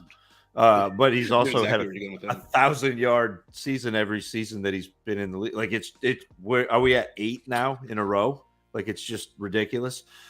So, like I would look at my tight trades ends. just to throw a few out. I would look at my tight ends.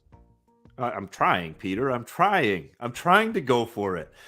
I would look at my tight ends and see if I had someone like TJ Hawkinson or that like Freiermuth and like do one of those guys and maybe like a second and see if I could get Mike Evans.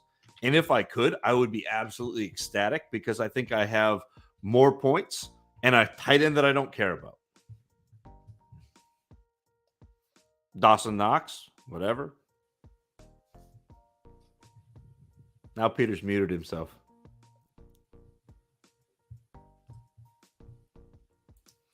Ideally, I get him for like Russell. Yeah, ideally, I get him for like Russell Gage in a second.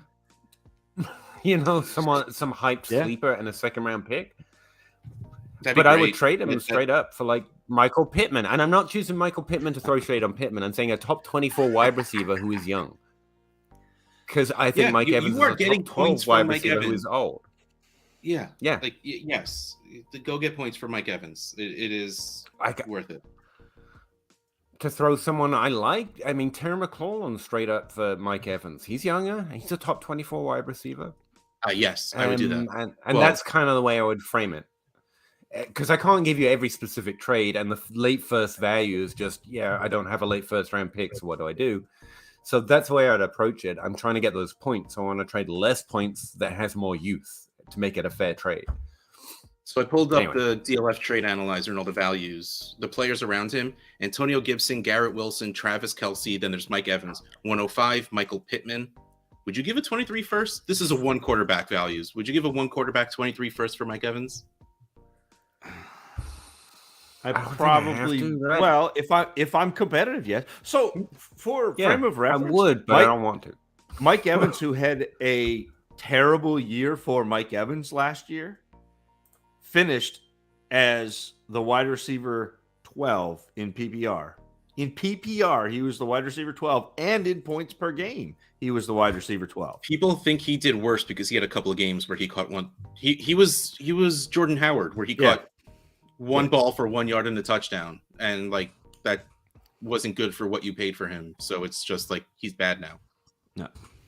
It's so funny because he went from being click last year. He went from being perennially overrated as being like a top 5 wide receiver. I was good with him a wide receiver too. Odell and then Evans. I was there for that. That was wild. Like he had one like outlier season that was great, but then he went from that to being like completely undervalued, and we're still there. I'm good with that. Do you all prefer everyone being on waivers constantly or having free agents where it is first come, first serve if breaking news comes out? I kind of like free agents. Yeah, no. Don't you normally do both? Yeah, so I think they're asking, like, I was in a league where there was no first come, first serve, but waivers ran every single day. Like every morning, the waivers ran. No, I don't want to do that. I like having the one day where I have to worry about waivers, and then if I miss it, which I usually do, I go pick the first come, first serve and try to like predict next week what the flavor of the week is going to be. I'm with Zach. Eric, hello, Grinders. 2-part post. I wasted money on PFS projections. I have never been behind there. I assume they've got good stuff, though. For the 2022 season, they projected Marcus Mariota to throw 4,607 yards, 24 touchdowns, 4 interceptions, 586 rushing yards, and six rushing. That's his touchdowns. career, right? That's his career. That's harsh. I would say, and maybe talk to him about it, especially if you feel like they're a little off, because maybe they're doing something like I do, which is projecting what's currently expected, and then you can see that's a little much. I wouldn't be okay. So would you be surprised with 4,000 yards? No, I don't think so. 4,000 yards. I mean, yeah, I'd be a little surprised he stayed. If he gets all 17 games, I'd be surprised. That's a high ceiling. Like, not many teams get over 4,000 yards every season. Not only is that 4,000 yards, that's like 4,600 yards. No, that's why I'm saying, like, drop it down that 600 yards. Like, hit 4,000 and be happy about it. 24 touchdowns might be too many, to be honest, and definitely not 6 rushing touchdowns. So if you drop that to like 18 touchdowns, 11 interceptions, rushing yards, man, he's a little older. Maybe he doesn't rush that much, and like 3 touchdowns, rushing touchdowns, like that's pretty believable for me. Yeah, I don't. And I love Mariota, so, and the fact that that's way too high for me, that does say something. Yeah, it's way higher than what I got. Mine aren't fixed yet. They're not great on a seasonal basis, but I got like 200 passing yards a game, 214 or so for the team. Yeah, a little high for me, but there were 10 wide receivers. 10 smart people. 10 quarterbacks last year threw for 4,000 yards. 10, and the bottom of that was Aaron Rodgers. So PFF can pound sand on that 4,600 yards. Yeah, that's a lot. It's expecting a lot from a team that's clearly signaling they're expecting a somewhat of a building season. They're adding interesting skill positions. They're not investing at quarterback. That's as building as the NFL gets, right? 4,000 yards last year. Tom Brady, Justin Herbert, Matt Stafford, Mahomes, Derek Carr. Yeah, Derek Carr, huh? Joe Burrow, Dak Prescott, Josh Allen, Kirk Cousins, Aaron Rodgers. End. That's it. That's it. Okay, then yeah, he's not throwing for 4,000 yards. To me, like in my head, it's a passing league. 4,000 yards is easy. That's my bad. That's a little high. So yeah, he's not going to do that. With 4-point pass touchdowns, Mariota projects to be 6th in my league for fantasy points for QBs. Are the projections wacky? I think that's a little high for us, Eric. Yeah, it's pretty wacky. I don't know. I mean, is this part of the Kyle Pitts needs to have 1,000 yards to get a touchdown, and they want him to get 4 touchdowns? Is that what's going on? Bosch is behind PFF. We figured it out. We solved it. I mean, I like Mariota. Don't get me wrong. I think he's capable. I just don't. I think that's a little high for an expected median projection. That's 3,000 yards would probably be pretty high. I've got him closer to 2. I'm just saying. Plus money. Hopkins plus Winston for a 23 first. Yes, I would take that first all day, every day. Thank you very much. I'm assuming, right? It's nice points, but yes. Yeah, I mean, it's closer in a super flex, but it's still the first. We hope it's points, but isn't he suspended for 6 games now? So that's 10 games worth of whatever. Yeah. 12-team PPR super flex. I'm a fan. Agree. Patrick, Kyle plus what equals Pitts? Sorry, there's no way. Let it go. There's no way I can answer this without John Bosch getting in my mention somehow. Kittle in a first if you're lucky. Kittle a first and a second if you want to like push it a little more. Kittle in 2 first if you want to just effing go for it. And Kittle all day long, personally. Hey, agent. Freak Stomp. Just saw 5 running backs go in the first round of our rookie draft. Wow, that's a lot for a rookie draft. I can't even name 5 running backs in this class. No, I'm just kidding. I probably can, but yeah, it's a push. Pierce went on 107. Cook went on 108. Is this like a heavy points per rush league or something? Spiller went 111. David went 309. Wow. Awesome. Pierce went at 107. Man. Is Hollywood's consensus value finally equal with your valuation of him? No, I think it's still low. I've got him like a wide receiver 17, I think, overall in my ranks, and he's, what did we say? He's closer to wide receiver 24 if you look at like a consensus. It's fine. It's now fine, but it still feels like a value. You know, I don't think he's a top 12 wide receiver or nothing. I wouldn't be shocked if Kyler Murray can turn him into that, but I don't think he's going to.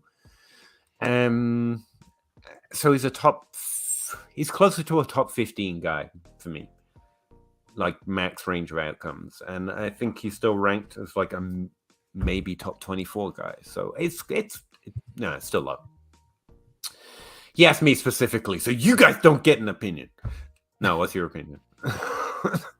Well, no, this was back. Like, I'm assuming that was stemming from the Bateman versus Hollywood, and you were on the Bateman side, which was a little wild. You were. I said Bateman's drafted ahead of him, so I don't have to. I get something with Hollywood. That's the whole benefit. Yeah. Oh, so you're saying Bateman's worth more. Got it. I have Hollywood projected over him in 2022 projections. Shut up. Plus, I roster him almost everywhere. Sorry, Redley Truther. I skipped over that. Easily Hollywood greater than Bateman, proven wide receiver recruit. Yeah, it's the same. Like, I'll take the boat over maybe a boat, even when it's Bateman. That's a nice maybe a boat, but I'll take the boat.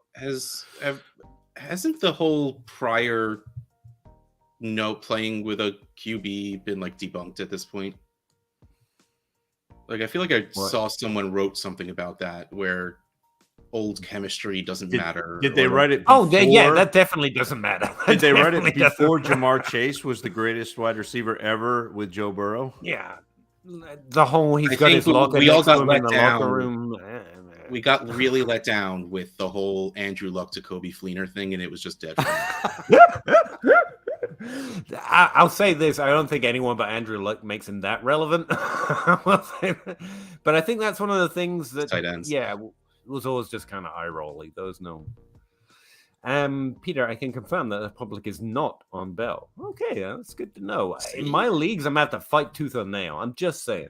I'm missing out on Wandale Robinson because I have to trade everything I got to get into the early second to get David Bell. So I'm missing out on those mid-second round picks, and it's painful. So. I had the early second and missed out on David Bell in one of my leagues, and I was not very happy about it.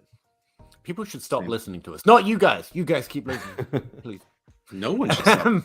No, keep watching, but just don't listen to what we say. Keep giving us those numbers because that's all we care about. We don't care about you people at all. Put us on mute. Seriously, just put us on mute. Let us earn a living over here at $0 an hour. And Patrick Sally traded Devontae Smith, Elijah Moore, Rondell Fields, and 2:23 seconds. That's a lot of. We did this already. And Smith. Oh, we still like the Higgins. Yeah, Higgins and Godwin side. Super easy. Yep, Higgins side. You guys were talking about Chubb's value last week. Great running back, definitely, for sure, absolutely. But better to be a day early. Yeah. Oh, man, that's the question. I was saying, who's Ezekiel Elliott this year? The guy you trade because you don't want to be holding the bag. Personally, I like the points, but Chubb's a good candidate. Maybe. Like I said, I traded him for a 23 first this past week. 21st round, yeah. Mm-hmm. I don't think it's Henry or Cook. Those are the ones that have dropped in value significantly. I think it's Chubb. I can't for the life of me get a first for Henry, which frustrates me. Crazy. Is anyone thinking? Yeah. Anyone thinking Alvin Kamara might be done? Me, I'm nerdy. I'm like receptions. No, he's insulated personally, but I thought I'd throw it. No, it's probably Chubb. Unfortunately, it's probably Chubb to be the guy to be out early on. I moved Kamara for Hunt and a 23 first. Good. Yes, take the first. Yeah, honestly, very soon you won't be able to get a first for Kamara anyway. So yeah, you got Hunt. Yeah, actually. What players could you get when trading away 23 first? Pick someone. You can probably outside of the top 5 at each position. Pick someone. You have a chance. You can't get Jace. You can't get Jefferson. You can't get those QBs, those top 5 QBs in a super flex. Outside of that, the negotiation is ongoing, but possible. Honestly. All right, hold on. Let's pull up 2 QB / super flex. Control F, 2023. So here, around the 2023 first, let's go below a little. Damn. Oh, that's an early. This says early. Here's what an early 2023 first is worth. It is worth more than Trey Lance, Javonte Williams, Deebo Samuel, Devontae Adams, Christian McCaffrey. Then there's the early 23 first. Then there's Jalen Hurts, AJ Brown, Trevor Lawrence, the 101. Like, that's how high early 23 firsts are being valued. Yes. So it's Chase and Jefferson and everyone else is available, basically. Outside the top 5 of each position, go for it. Exactly. That's tempting, though. Higgins? Ooh. I'm going to say that's a hard loss, Patrick. Sorry about that, bruh. Bruh. I like it when people say bruh. Hey, Russ. Just got here. Well, do we have Kyle Pitts content for you, my friend? Bob Gilpin. See trade calculator. Plus money. Russ got here. That's Thank you, Plus Money. Russ is going to bed now. All right. Alan Davis, Daryl. I tell you what, we stayed on so long. And Zach just literally bailed. He's like, I'm going. And clicked. It was just me. Alan Davis, Daryl Williams signs with Arizona. Does his value rise or fall? I mean, it's better than not being on a team by a site. Alan? It makes me I think sad you're the one for who likes Darren Williams. You're the one. I don't not like him. I just think if you're expecting massive rises in Darren Williams' value, you probably like him more than most. So but it does hurt my Keontae Ingram. Yes, that's what I was saying. Because Daryl Williams is notoriously a very good pass blocker, which means he's going to be on the field on third down, which is when you were hoping Keontae Ingram was going to be on the field. And before you give me that face, watch what happened to Clyde Edwards-Helaire last year with Daryl Williams on the field on third down, a guy who had 60 receptions in college. Clyde Edwards-Helaire got negated by Daryl Williams on third down. No, my face is because I don't think I like my next answer to this question because I think I like the AJ Dillon side. No. I'd Zeke still rather plus have a the third, Zeke guy, Dillon plus a second. Yeah. But that's the point. I mean, next year you're going to want AJ Dillon by Would you be surprised if they scored somewhat similarly, though? I would. But yeah, never mind. I take that back. Yeah, I think Zeke will score more. Is it worth it for that pick swap? Yeah, I'll take Zeke. How am I the guy who likes Thies McGee more than everyone else? I mean, it's close, Peter. It's not. That's not a bad trade. I don't mind getting the Dillon side. Like that wouldn't be the end of the world by any stretch. I think I could get more for Zeke than that, and that's what I'm going to do. Well, then if I can't, then I'm going to die. But even have if him die on my roster. That's fine. Like this is a great pivot to get younger. I get it. And then pivot off of AJ Dillon and keep that second. Yeah. This is a team situation almost. But honestly, I assume that person's going for you. Yeah, and if you are if you're in that middle, then this is definitely the AJ Dillon side. Yeah. But oops, sorry. No, you can move on. Bob, Christian Kirk is a Jag. I mean, yeah, we were there a while ago. Jag, you're right, Zach. Pun intended. Pun intended. Yeah. Eric started talking to Paul because we were taking so long. I told him to. He needed to go get Lamar. Wasn't that the? Yeah. Have 3425. 12-team PPR, Zach Wilson, 101, or Deshaun Watson, Rojo, and a 209. Thanks, guys. One quarterback, I'm assuming. So the 101 this year, I'm assuming. So Brees or Deshaun, Rojo. It's Brees. The answer is Brees. Brees, right. If it's If it's one quarterback, I mean, Deshaun Watson, assuming he does play, is a much better advantage over Zach Wilson, but it's still just a 12-team one quarterback league. So give me the running back. Yeah. Yes, give me the side of the trade with 2 Jets on it. That's what we just said. Don't say it like that. Jesse Reeves. I know that guy. I respect the effort, Russ. I love attempting trades with you.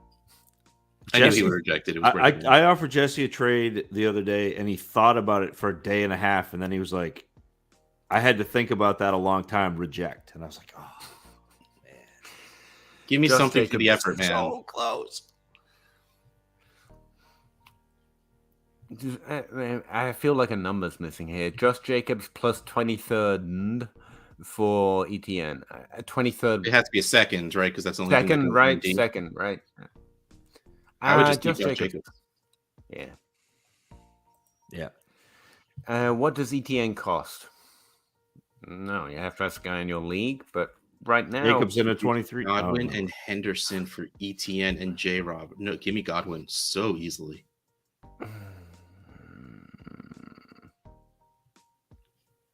I say pass catchers. Woot woot. I mean, pass catchers that aren't catching passes for a few weeks. I don't care. And they're old. No, it's perfect Goblin, but I don't know. The ETN feels like it has a higher upside value swing, right? Goblin's value isn't going up from here.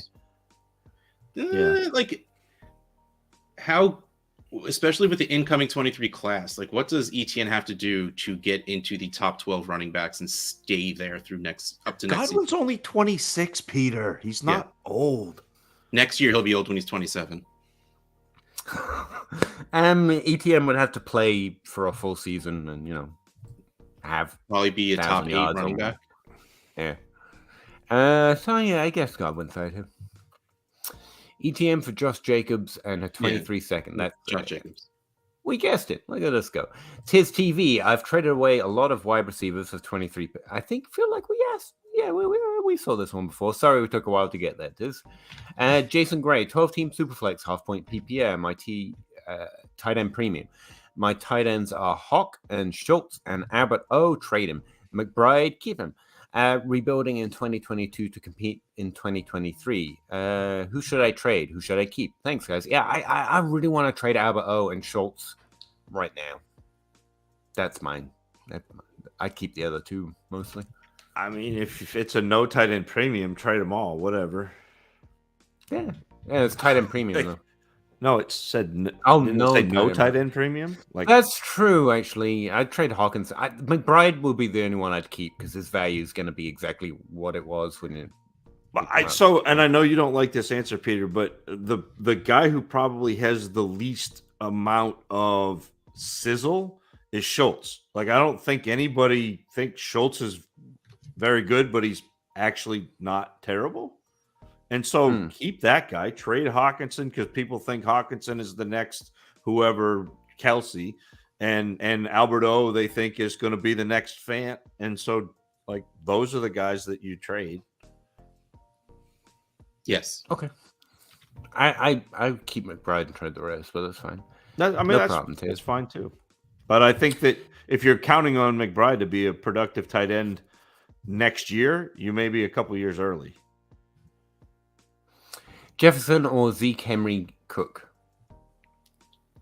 All three? I have to keep Jefferson just because those three are dying assets. That's a lot of points, but if you don't win, that's rough on your team. Yeah. I mean, if I can win, I might do that. Like, yeah, if there's no trade deadline and you're in the playoffs, cool, go do that. But right now, yeah. If my other wide receivers are like also great, then sure, maybe, but I probably wouldn't like it. I'm keeping Jefferson. I'm just keeping Jefferson. I don't think that's a bad decision.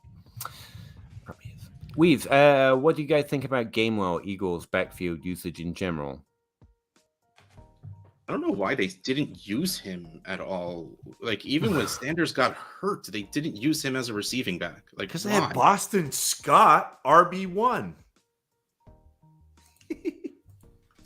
Yeah, I just don't know the Eagles' backfield is something I'm interested in outside of, the value you get on Sanders.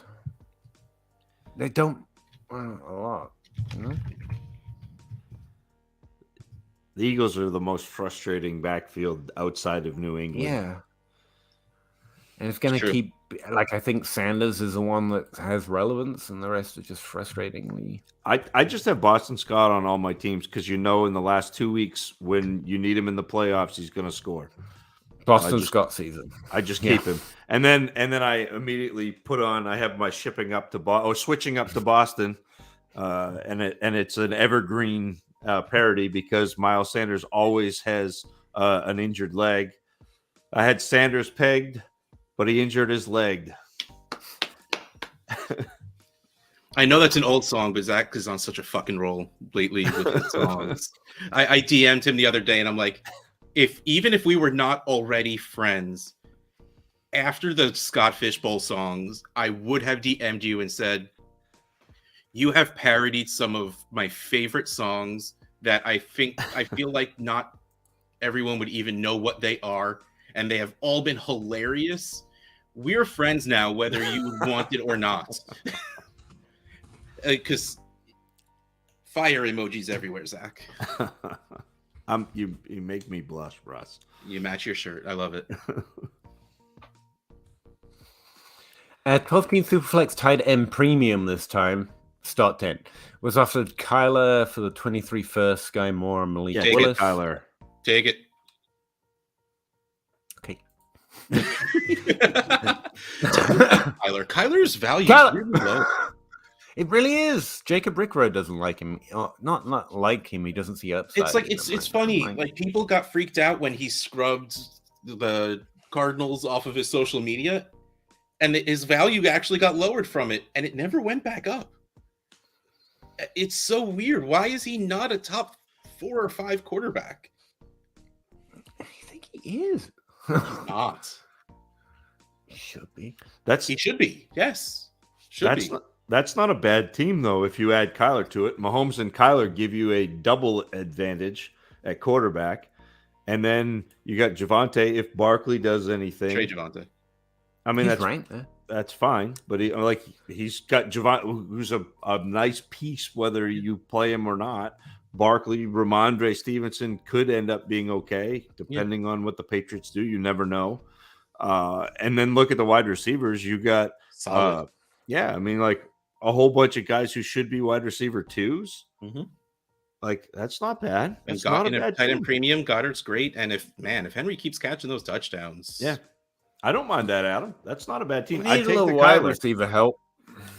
Like Sutton's got upside. DJ Moore is what DJ Moore is. There's not much ceiling in his wide receivers, but if you have Mahomes and Kyler, that covers that. Yeah, that does. Yeah. I won't sell Echo for less than a 23 first and maybe Brandon Cooks. I mean, that's the smart answer, yes, but I was trying to be cheap. I admit that. And yes, Bob, I said it at the time. What's the point of being on shows if I can't hijack them and help myself with the smart people I do shows with? Gavin is insane and took over a 16-team Superflex orphan. They are rough. Went into rebuild and it's going really well so far. Glad to hear it. I have Saquon. That's a weird rebuild. What kind of return should I be looking for? I mean, I'd wait till the season starts and he's worth 2 firsts again. You see, it's rough in a 16-team league. You can't just say a first because good point. Gets really far back. With Saquon, I want a top 12 pick. Like, I still believe in Saquon. I still believe Saquon could finish next season as the RB1 minimum. Actually, like if it doesn't have a top 12 pick in it, I'm probably not interested in the trade. But you're rebuilding. Give me a starting quarterback. I might start being okay about it. Like, give me a quarterback that's under 30, and maybe I do that swap just because of how hard it is to get quarterbacks in a 16-team Superflex league. Jeremy, I traded Saquon for what I think will be an early 23 first straight up. Depends on the league size, but yeah. Yeah, that's where we are. I think it's wrong, but yeah, good move for you. Kevan, nice. I do like the idea of leagues that create a window for the rest of the league to make a stronger bid on trades for a limited period of time. I want one league that does this. Like, it's one of those things like the draft before the NFL draft. I'm glad I have one league that does it because I think it's a lot of fun. I want one league that does this. When I was first creating the Trade Addicts leagues, I brought this up and everyone was just like, nope. And I'm like, all right, I guess it won't happen. So that's something you can't force on people. Like, that would make a league difficult to deal with. But to I stop do. that, I would have given you more comments Yeah. afterwards. Yeah. Yes, that's literally what that does. It would, for me, I would just be like, nah, No one I'm would good. offer. A lot of people wouldn't offer trades. They would just go and snipe people if they think Yeah, they can. I wouldn't, and I probably wouldn't. I'd just be like, nah, I'm good. Like, Because I'm just gonna do my thing in the draft. You guys have fun trading. It's to me, it's insanely interesting, and I want to try it. It is probably terrible. Traded ETM for a 23 first. Yeah, I think that's fine. See, this is why Bob is great. This is why Bob is great. That's the second format he's commented with. That's I know it's weird, right? It's like he's watching on 2 different devices. Yeah. That's YouTube and Twitch, baby. That's 2 views right there. Akers running back 24. It's a little low, even for me. That's a little low. I have him 22. Oh wait, Akers. I have running back 13 right now. Actually, I think in ETN.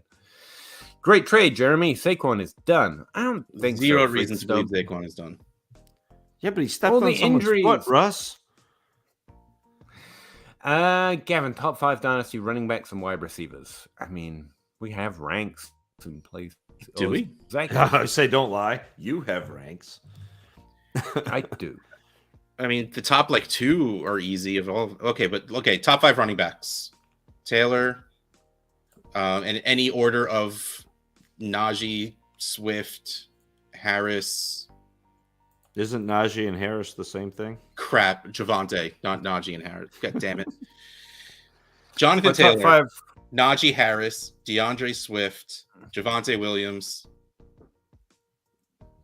I don't care anymore. I'll say Austin Eckler because I love that guy. Yeah. My running backs are Taylor, Harris, Swift, who I want to trade away at that value so strongly. Then Christian McCaffrey and Barkley. I agree, for the next year or 2, but I think dynasty people are annoyed with the injuries and they're too old. I didn't realize how far back my thumb bends until I just saw it on the camera right now. Look at that. It's interesting. Sorry, that's how my brain works. But yeah, I don't think you need to have. Maybe McCaffrey could be some people's RB5-ish, but man, Barkley's probably not above 10 for most people. But he should be. I'm with you. I love him.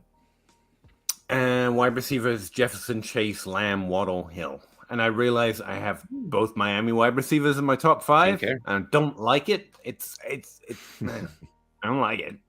That's the best I've got. I mean, would you? I mean, I could switch out Hill with AJ Brown and feel fine about it. Yeah, I mean, it's about the tiers at a certain point. Yeah, neither of you have Cup in your. I mean, I know he's old. I know he's. Oh no, he should be there. I have Cup, Diggs, and Brown all in that same tier with Hill. So, I very much like them. It's just a happenstance of ranking. I can move them below those 3 and feel real comfortable too, and then put Cup in my top 5. I'm fine with that too. Nelson Aguilar and a 24 fourth for Sammy Watkins just got rejected. Why is that trying? Because I want more Team Clemson big wide receivers on my teams.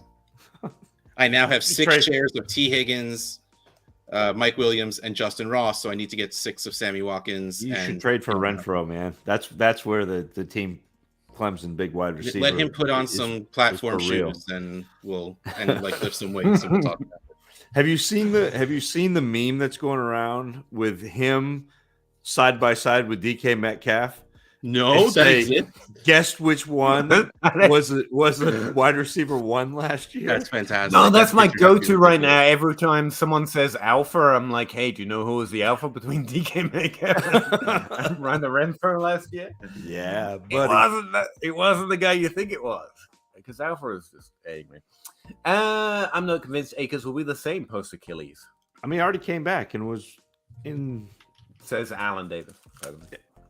I mean, I think, that's a concern, I guess, but I think he's healthy now, and I'm definitely not going to be able to know that personally. I would prefer Barkley, but Akers is probably worth more just because of the age. I don't think Akers is worth more yet. I think that we're projecting future value as opposed to current value. Well, that's dynasty value. I think his dynasty value is higher than Saquon. We'll have a discussion about this at some point, Russ, but I think there are 3 very specific types of value within Dynasty. It's What's kind of like compare? wide receiver. When you say wide receiver, DK Metcalf is not the same wide receiver as Hunter Renfrow is not the same wide Hunter receiver Renfrow's an as alpha. We know. Jefferson. We just Right. talked about it. So, but I think that there are three different It's like types the of alpha. I really love when I can make Peter really laugh. It makes me so happy. I think there are three different types of value, and I'm still on the Barkley side. I'm curious Now, what your third I am. is. I have dynasty and Yeah, fantasy fine. value, which is pretty much hypothetical value and fantasy points. Well, that's it. So you've got like the current value, which is like the market. Then you've got like and the what future they value, really which is are. like predicting the market, and Okay. then you've got points, which is a whole separate value, not necessarily related to the market, but has quasi tie-ins. So I think there are three distinct like I can see what places you're where saying. where we think about value, and I don't think that everybody thinks about it that way. And so there's an advantage to be gleaned again, because I think Barkley right now is still a top 10 running back in Dynasty, and Akers is not. I'd rather have Barkley now if I can trade him for something better than Akers, which I can. Oh dang, that's weird. In the Superflex May ADP, Barkley is running back 6. Yeah, I mean, I don't know that I'd have him quite that high, but it's pretty close. Wow. I mean, I'm just surprised that and he's 8 in 1. Man, Yeah, I'm wrong. I did not he was like running back 16 in April. He went. No, that's Elliott now. I mean, that makes me happy and sad because I can't get more Barkley now, but it makes me happy that the world got over how dumb they were. Yeah. Me and Zach have been out here pumping the Barkley stock for like 2 months, and he's finally back up to the 6. I think it's us personally that have changed it. We're ready to short that Barkley stock and make the profit now. We sure so. Adam, it's definitely the Kyler side. Yeah, Yeah. I think we agree on that. I wouldn't keep Akers or Barkley. I'd get top dollar. They're running backs, It's so a running I don't back. hate that. Yes. What's redraft? No, I don't know. Fictional creature like the unicorn. No. We don't whatever. Like play what you like. This guy in my league. This guy in my league offered me a 23-second third and fourth for David Bell and Justin Ross. Should I accept or counter with Tua and the picks or Eckler, Bell, Ross? Will he accept? That made me so happy.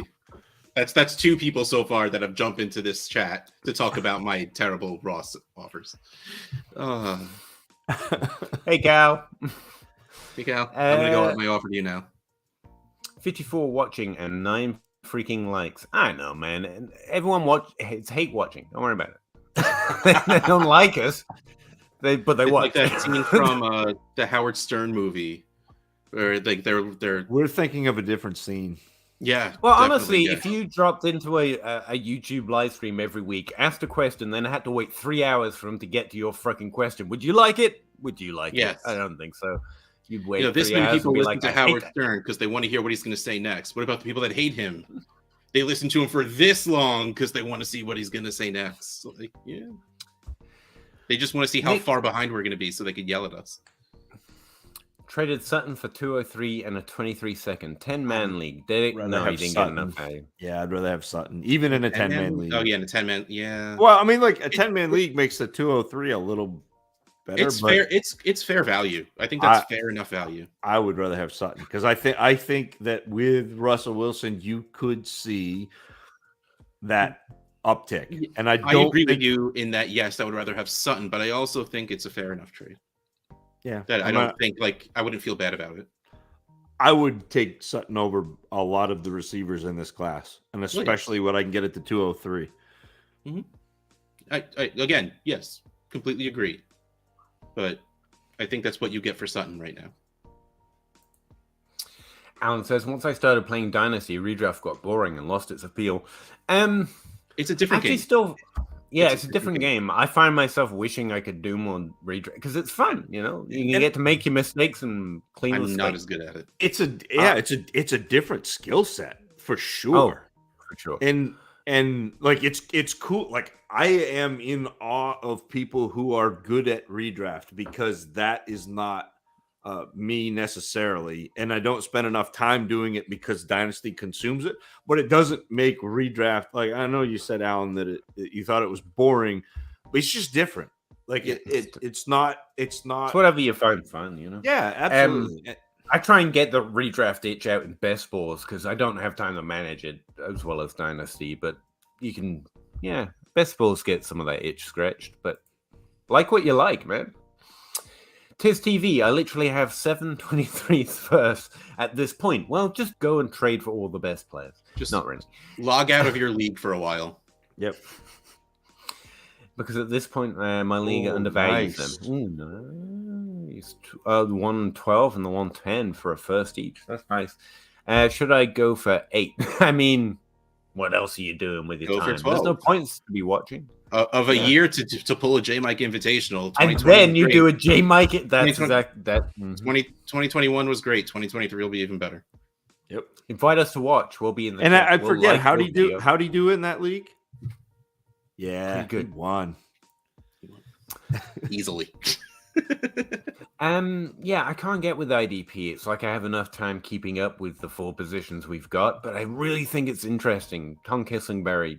I mean, I devour the content. I just the thing about IDP though is, and they're getting better with this, but they haven't standardized the scoring yet. That's the thing that it's hard to do because the best players score less almost in some instances because they're not allowing things and the board doesn't go there. But that's what I mean. Like standardized, like that's the whole idea behind like Scott Fish doing the QB premium to even the. Yep. You can do that, but you got to get everybody on board and you got to get a good scoring system. And I know there are some sites that have what they think is going to be the answer, but it hasn't gone mainstream to everybody yet. So I think that's the big issue with IDP, not just the fact that you've got to learn an entire other side of the ball, but it's vanilla players like me. You got to know what you're rooting for.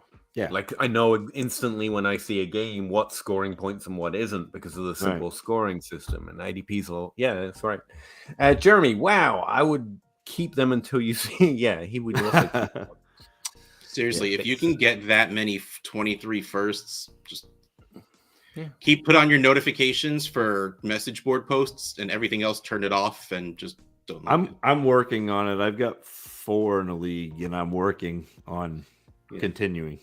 I think my record, the most I have right now in one league is 5. I would love to get more. Andrew says he thinks Lance has Lamar Jackson upside in his second year. And I think he does too. I just think Lamar was a proven more capable passer already. If I was going to make an argument, but I'm honestly not. It's just that Lance is already valued there by a lot of people. And that's the issue. And Peter, when you and I first started having this argument, he wasn't valued quite there. Yeah. And now that he is, it's like you're paying for that upside already. He fell from like QB6 to QB9. No, he's like, if I can get like QB12. If I can get Lamar for what you get Lance for, I just take Lamar. Oh, that's what we're saying. Yes. Love Lamar Jackson. Freak Stomp, 49er. You should give your 23 picks away, bruh. Maybe not. Josh Allen worth 3 first-round picks? No, in one quarterback league, he's not. Sorry. 3 firsts. Gotta pay attention. He's probably worth a first in this year's class, and I don't say that very often with quarterbacks. He's probably worth. But I think he's still worth an early first to me because he's a different. He's one of those quarterbacks that you would be okay drafting in the 4th round of a startup in a 1 QB league. He's got that. Yeah, him, Mahomes, Kyler, like those top 4, 5 quarterbacks are the only ones I'd really give a first for. For sure. And we just got a whole bunch of new comments loaded in, so I got to scroll up. Hang on. We are behind. 10:52. It's currently 11:40. We're still an hour behind. Sean, just 51 minutes. We're good. Just 51. And a future first if you have no QB. People act like, oh, he's actually answering the question. Thank you, Sean. That really helps. Maybe not a lie. It's an hour and 10. We're way behind. Yep. Go, Peter. Darryl Williams being valued as DLS, where Max 77 is way too low. It would be if it's redraft, but that's like the list I read off in the podcast today. They're not valuing his points there, which means he's a value if you're looking for points. I do. It's weird. I know. That's cool. Russ, I have started a scrapbook with all the Bosch complaints for 2022. This year is going to be so good. I will send you my DMs because I GoFundMe.com. I will donate. Kickstarter, whatever. I will donate to that. I think I was custom built to trigger John Bosch at this time of year because my DMs are not pretty. And rightly so. Rightly so. He's right. Gavin, DK, Higgins, Terry, Devontae, Juju, Claypool, Watson, Ridley, Palmer, Visca competing in a 12 team. Should I upgrade? Well, that's a solid list. They aren't. I mean, it's not Jefferson or Chase or Cooper Kupp. So there's upgrades to be made, to be had, but I mean, it's fine. I'm surprised you're still listening to Visca. That's about it. I think Josh Farmer's interesting this year, but like everyone below Devontae here is upside, and everyone above that is like top 24 expected with maybe top 12 upside. So I think it's solid. I'm still trading DK. Yeah, I don't mind trading DK. You could add him to some of that depth and get. I know, Russ. You're waiting for the Drew Lock resurgence, but I'm trading DK. Oh, I mean, don't get me wrong. I don't expect it. I think it's going to be fun. I think it's going to be fun to watch. That's right. Daniel, have rookie draft this weekend and accumulated 6 picks. I'm sorry. In 2022, that feels like a bad thing. 2 6.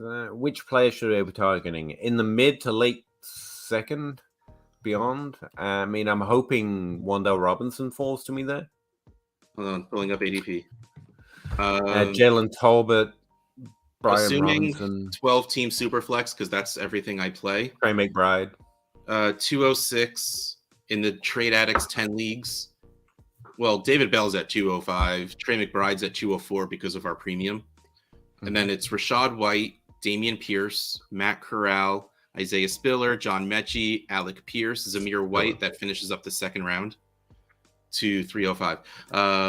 Wan'Dale Robinson, Brian Robinson, Tyler Algier, Jalen Tolbert, Jelani Woods, Sam Howell, and then Justin Ross, 307. Somewhere in there, you better take that the order you would take them in. No, that's the order of ADP. Of the Trade Addicts League. I know that's what he's asking though. What would you? Because he has to make decisions. Who would I want in there? If David Bell falls down there, yes.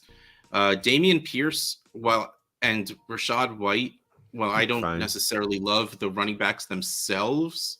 I like White There's a lot. Path for value increase in both of them. So if that's the game you want to play, I mean, I'd take a shot on Corral for him beating Sam Bradford. He'll definitely beat Sam Bradford at that point, but Sam Darnold as well. I love Isaiah Spiller. I'm here. Your ADP is weird. White and McBride go early first for me, so I can't suggest them. But I do like Wan'Dale Robinson, Jalen Tolbert fall into that range. Trey McBride does fall into the end of the second per ADP in my experience as well. You said yours was tight end premium, so that makes sense. I have that big. But those are the 3 names that really tick off. But yeah, if Rashad White and Bell are falling into there, I have them early second. Sorry.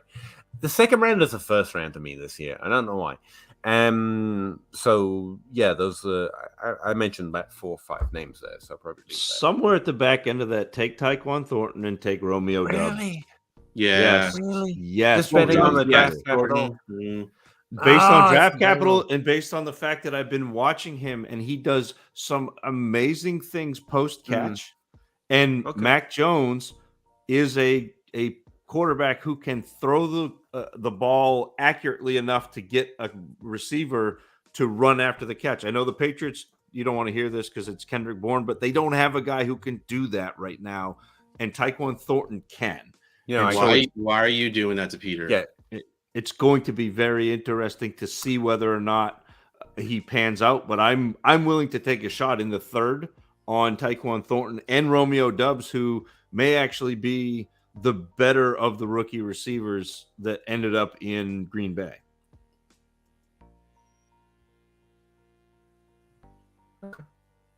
Would you guys trade Jared Goff for a 23 second? In the Superflex? Mm-hmm. No.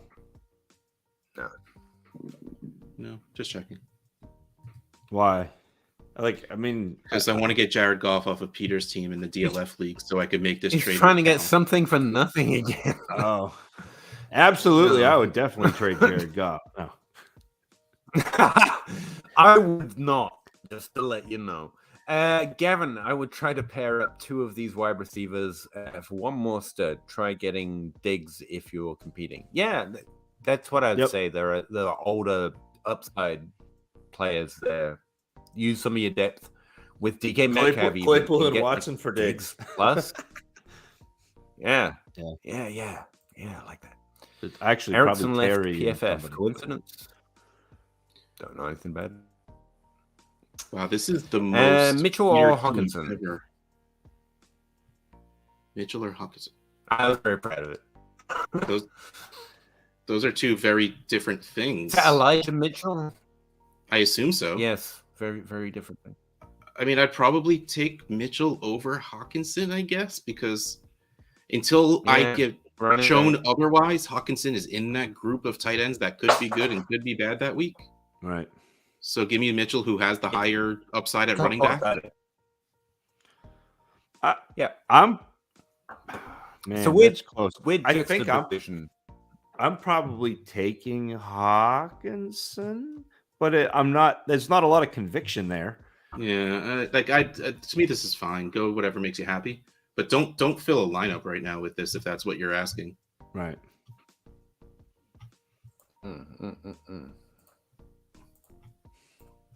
Pausing my thinking. Eric, LOL about Mariota's passing yards. I might have slandered PFF for a minute there. That's my fault. I'm fine with it. It's not like they do shit for us. I don't know them. But I know some of the people. I think I know some people that have written articles over there, and they're good people, but nothing to do with them.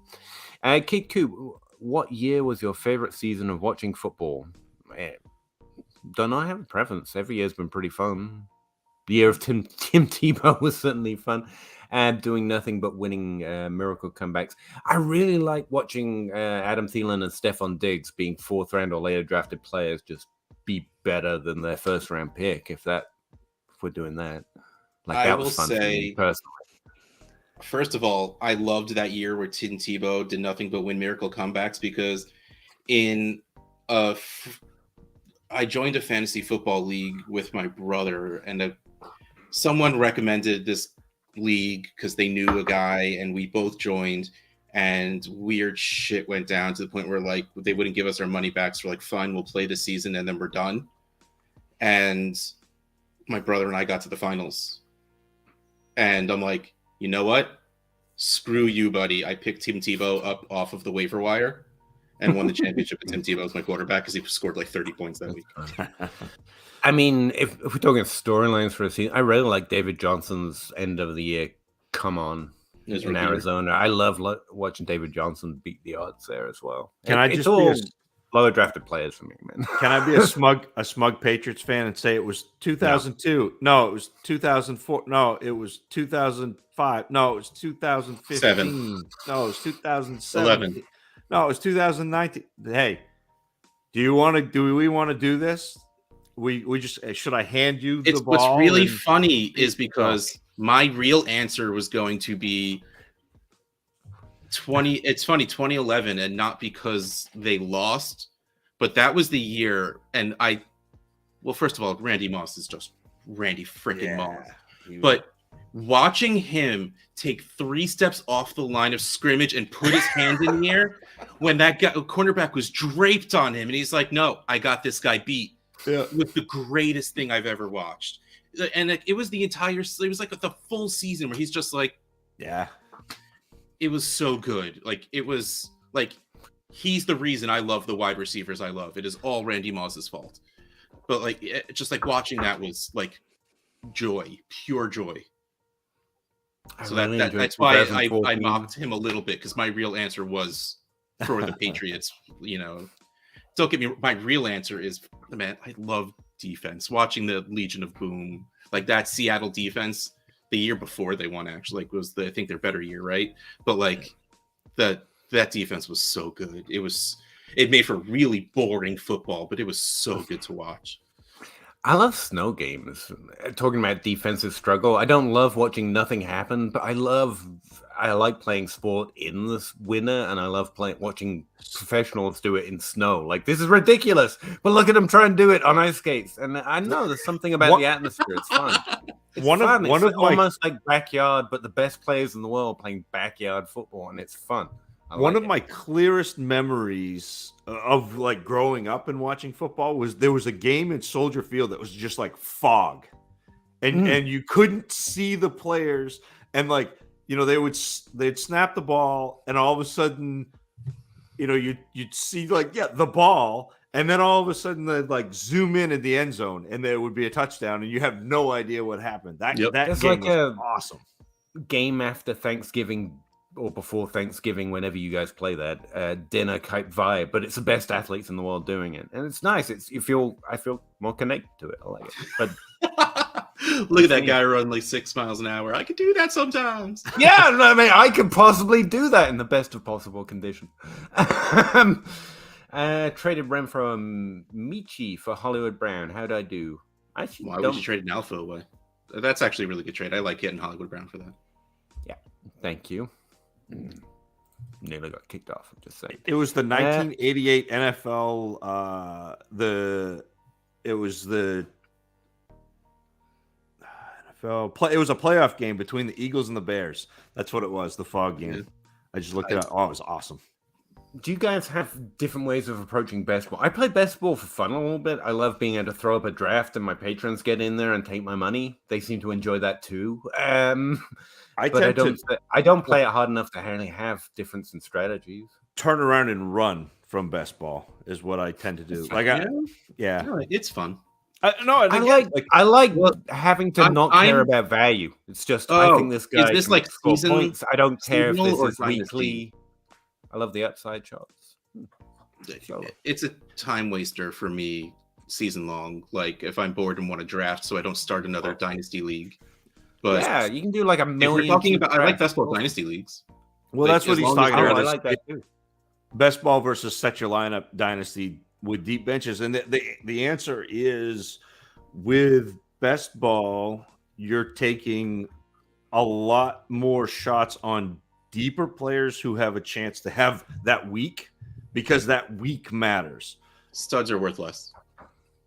Yeah. I would say I tend to lean, like I don't particularly believe in consistency, so it doesn't change it as much for me. Like I still always drafted Deshaun Jacksons if they were available in regular dynasty. But yeah, I would say you're more inclined to it.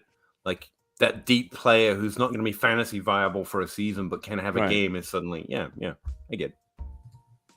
Why you got to do Sammy Watkins like that? Why, Peter? Why? I just play it like a redraft. To be honest, well, that's the thing. I'll draft Sammy Watkins in best ball, and it's fun to draft him. Like that first game every season. Week 1, baby. I won that week. Zach, I mauled on that trade hard, so hard. Just couldn't get past my love for David Bell. Check your inbox, Peter. Okay, read this question. P2 the R.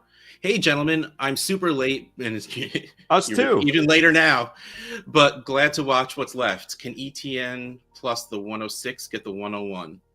Yeah, I think absolutely. You may be overpaying there, but yeah, I would probably take Breece Hall at that point. I would be good with that. Oh no, I mean, like, yes, I would take Breece Hall, but you don't have to pay that. You don't have to pay that from the 106 to the 101. That's what I'm saying. That's what you said, but I did not interpret it that way for some reason. Yeah. Would you trade Jared Goff and a 23 first for Deontay Johnson and a 23 second in a super flex? Right? You should absolutely accept that. Me? Oh no, this is a question from the chat, obviously. I don't jump the line.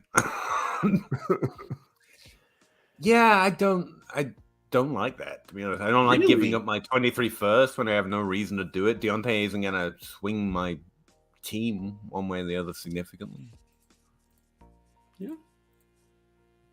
It's not your 23 first. No, it's the only one I got, though. I'm pretty sure. I Yeah, you got it normally from have me. to trade for someone else's, yeah. Yeah, I want to compete. Like, I need running backs. My wide receivers are good.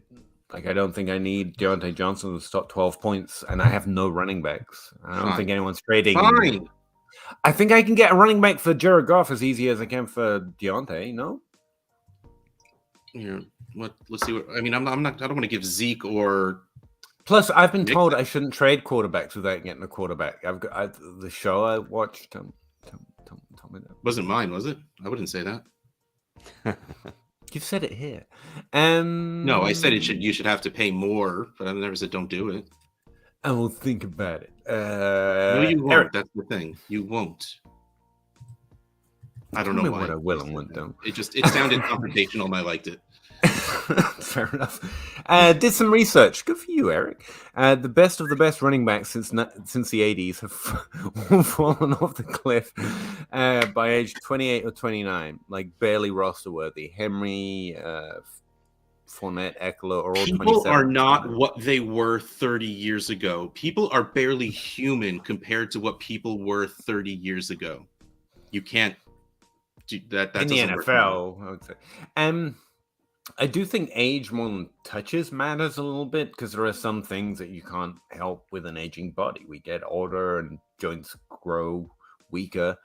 But I think just betting on the age, like Dynasty players are already so adjusted for age, it's almost not worth paying attention to. Yeah, that's where I'm at.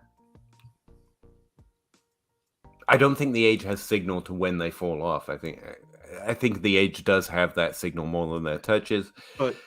But when you've got an individual player in front of you, you should always adjust for that individual player. The trend is only as good as your ability to read that player's relevance to it, because some do.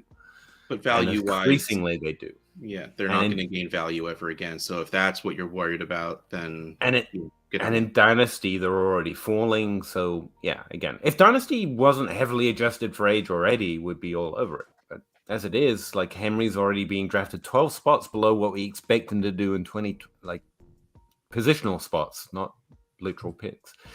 But yeah, it's not, the age is relevant. So I think your research pulled up something that's worthy. Yeah, it's like, and I can't remember the exact figure. I read it somewhere. It's something like 85% or 87% or 89% of backs that score. And again, this is great for podcasts that deals with numbers, but it's like backs who score 250 PPR points or more. Like most of that production comes before age 29. Like that's running backs break out in their second year. Here's the thing: second contract running backs don't seem to drop off in performance. We do underrate running backs who are aged as well, because they actually repeat at the same, like within a percentage or two of wide receivers, and their career length in terms of producing top 12 and top 24 actually relatively similar. Now, wide receivers do have a longer career arc, especially in terms of value, but we kind of underrate running backs at this point. Having said that, yeah, again, Eric, age is a concern with running backs much more than anything else. But I really like thinking about it the way Adam Harstead put it up in that insurance article or whatever it was he wrote. It's more like they flip a coin at the start of the season. They're either going to stay healthy or they're not. Yep. And they're increasingly likely to come up tails on that coin flip. So, yeah, that's the way I prefer to think about it these days. And if any of them get injured and don't perform this year, that's why their value's tanking, because we'll be pretty much done with them. I need to go to bed, fellas. So, oh shoot, yeah. We just got like another hour worth of questions. I will try and shorten it. I mean, that's cool, but I still got to go. So, I understand. To all of you, good night, Ross. 10 team Superflex tight end premium. Would you trade Javonte, Mac Jones, and a 23 first for Lamar? Not all three of them. I would trade Mac in a first, but not Javonte Williams, Mac in a first. I think that's fair. Not enough for me to argue about. Peter, you just did a show about undrafted free agents. That's normally true. Darrell Williams was just that kind of player. Just saying. Yeah, I like undrafted. Well, yeah.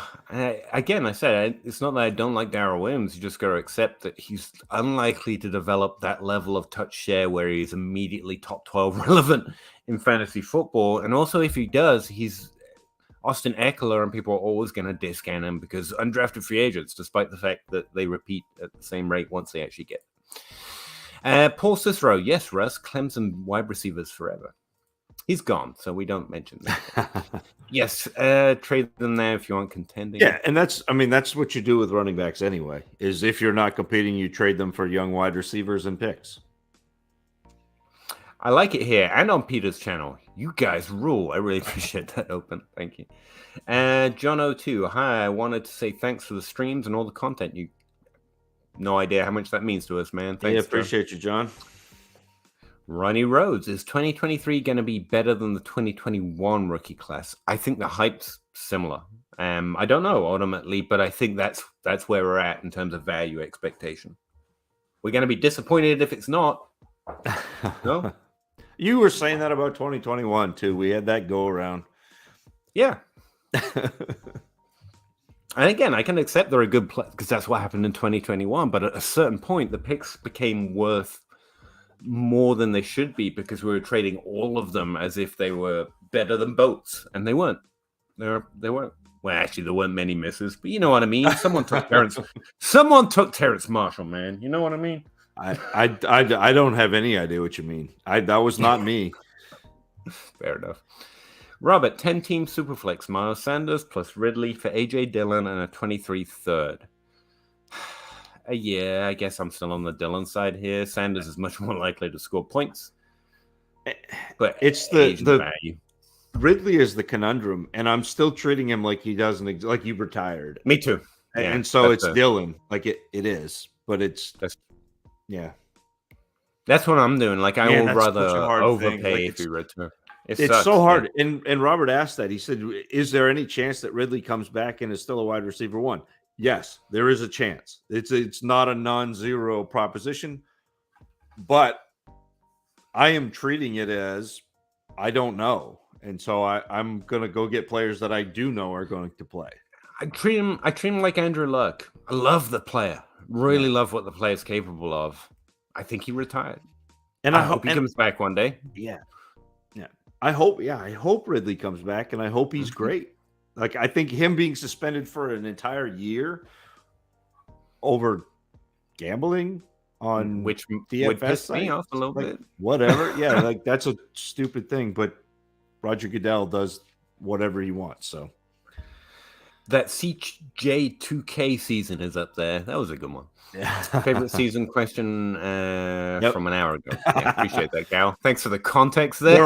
We're almost to that question, Cal. So Kirk won his first season with the Rams. That was a good one. I'm so sick of hearing about him bagging groceries, though. It's Dynasty Best Ball, so I can join a bunch of leagues and not worry about the lineups. Yeah, that's how I use it. It's fun. I like drafting. I like thinking about this stuff. Yeah. David Bell plus Hunt for a 24 third, or Christian Watson and Ramondre. I'd rather have David Bell and Hunt. I'd rather have David Bell than Christian Watson. Age convo. It's coming for all of us. He just left us. Oh, wow. Oh, we really did catch up pretty quick there. I'm just saying. And Joe, how you doing? And Dynasty Best Ball, draft Sammy Watkins or Darrell Williams. Serious question. I'm in round 25 of a startup. Depends how I built the team. Probably Darrell Williams. Though. Yeah, I'd take Darrell Williams. Yep. Which is wild because Sammy Watkins was like the wide receiver one coming out in that class. That's so wild. I can't get your podcast out of my head talking about this being 2016. I'm like, man, all those missed. You know what I mean? Like, it might all be for nothing. Yeah. Is Matt Corral the QB to own for the Panthers if you need a QB? I mean, it's probably going to be Baker Mayfield or Garoppolo. Honestly, I think the one that I'm moving forward probably isn't there yet. I think that they trade for Garoppolo or Baker Mayfield. So I can see that. Yeah. I think Garoppolo's a sneaky trade target if you're struggling for quarterbacks in Superflex because I think he'll end up somewhere, or maybe Lance struggles. Yeah. I mean, one way or the other, I think he has more value from here on. But, I thought that about Gardner Minshew. So. And that may end up being the thing where we haven't heard yet what the Watson suspension is going to be. And I think Watson will be suspended. And you could see something where, because Baker Mayfield is not going to play for Cleveland, you could see something where there's a three-way trade where Baker goes to Carolina, Garoppolo comes to Cleveland, and somebody eats some of that contract, and then something goes to San Francisco and everybody's happy. Like that sort of thing could happen. It would be interesting. Good night, Zach. Thanks for checking out the show. Yeah, good night. We are having a great evening. This is always the best evening of my week, for one reason or another. And Cal says hello to open 24 hours. Every time I see that, it reminds me of the Stephen Wright joke where he says he pulls up in front of this convenience store and his friend is locking up the door. And he's like, "What are you doing?" It's like, "I thought you guys were open 24 hours. And his friend says, "Yeah, but not in a row." That's a pretty good one. Yeah, I think we're all caught up. I think we're shutting it down. Look at that. Ronnie Rhodes says, "Good night, boys." I say, "Thanks, Ronnie." Look over there. Really Cal got it. Everyone. See you next week.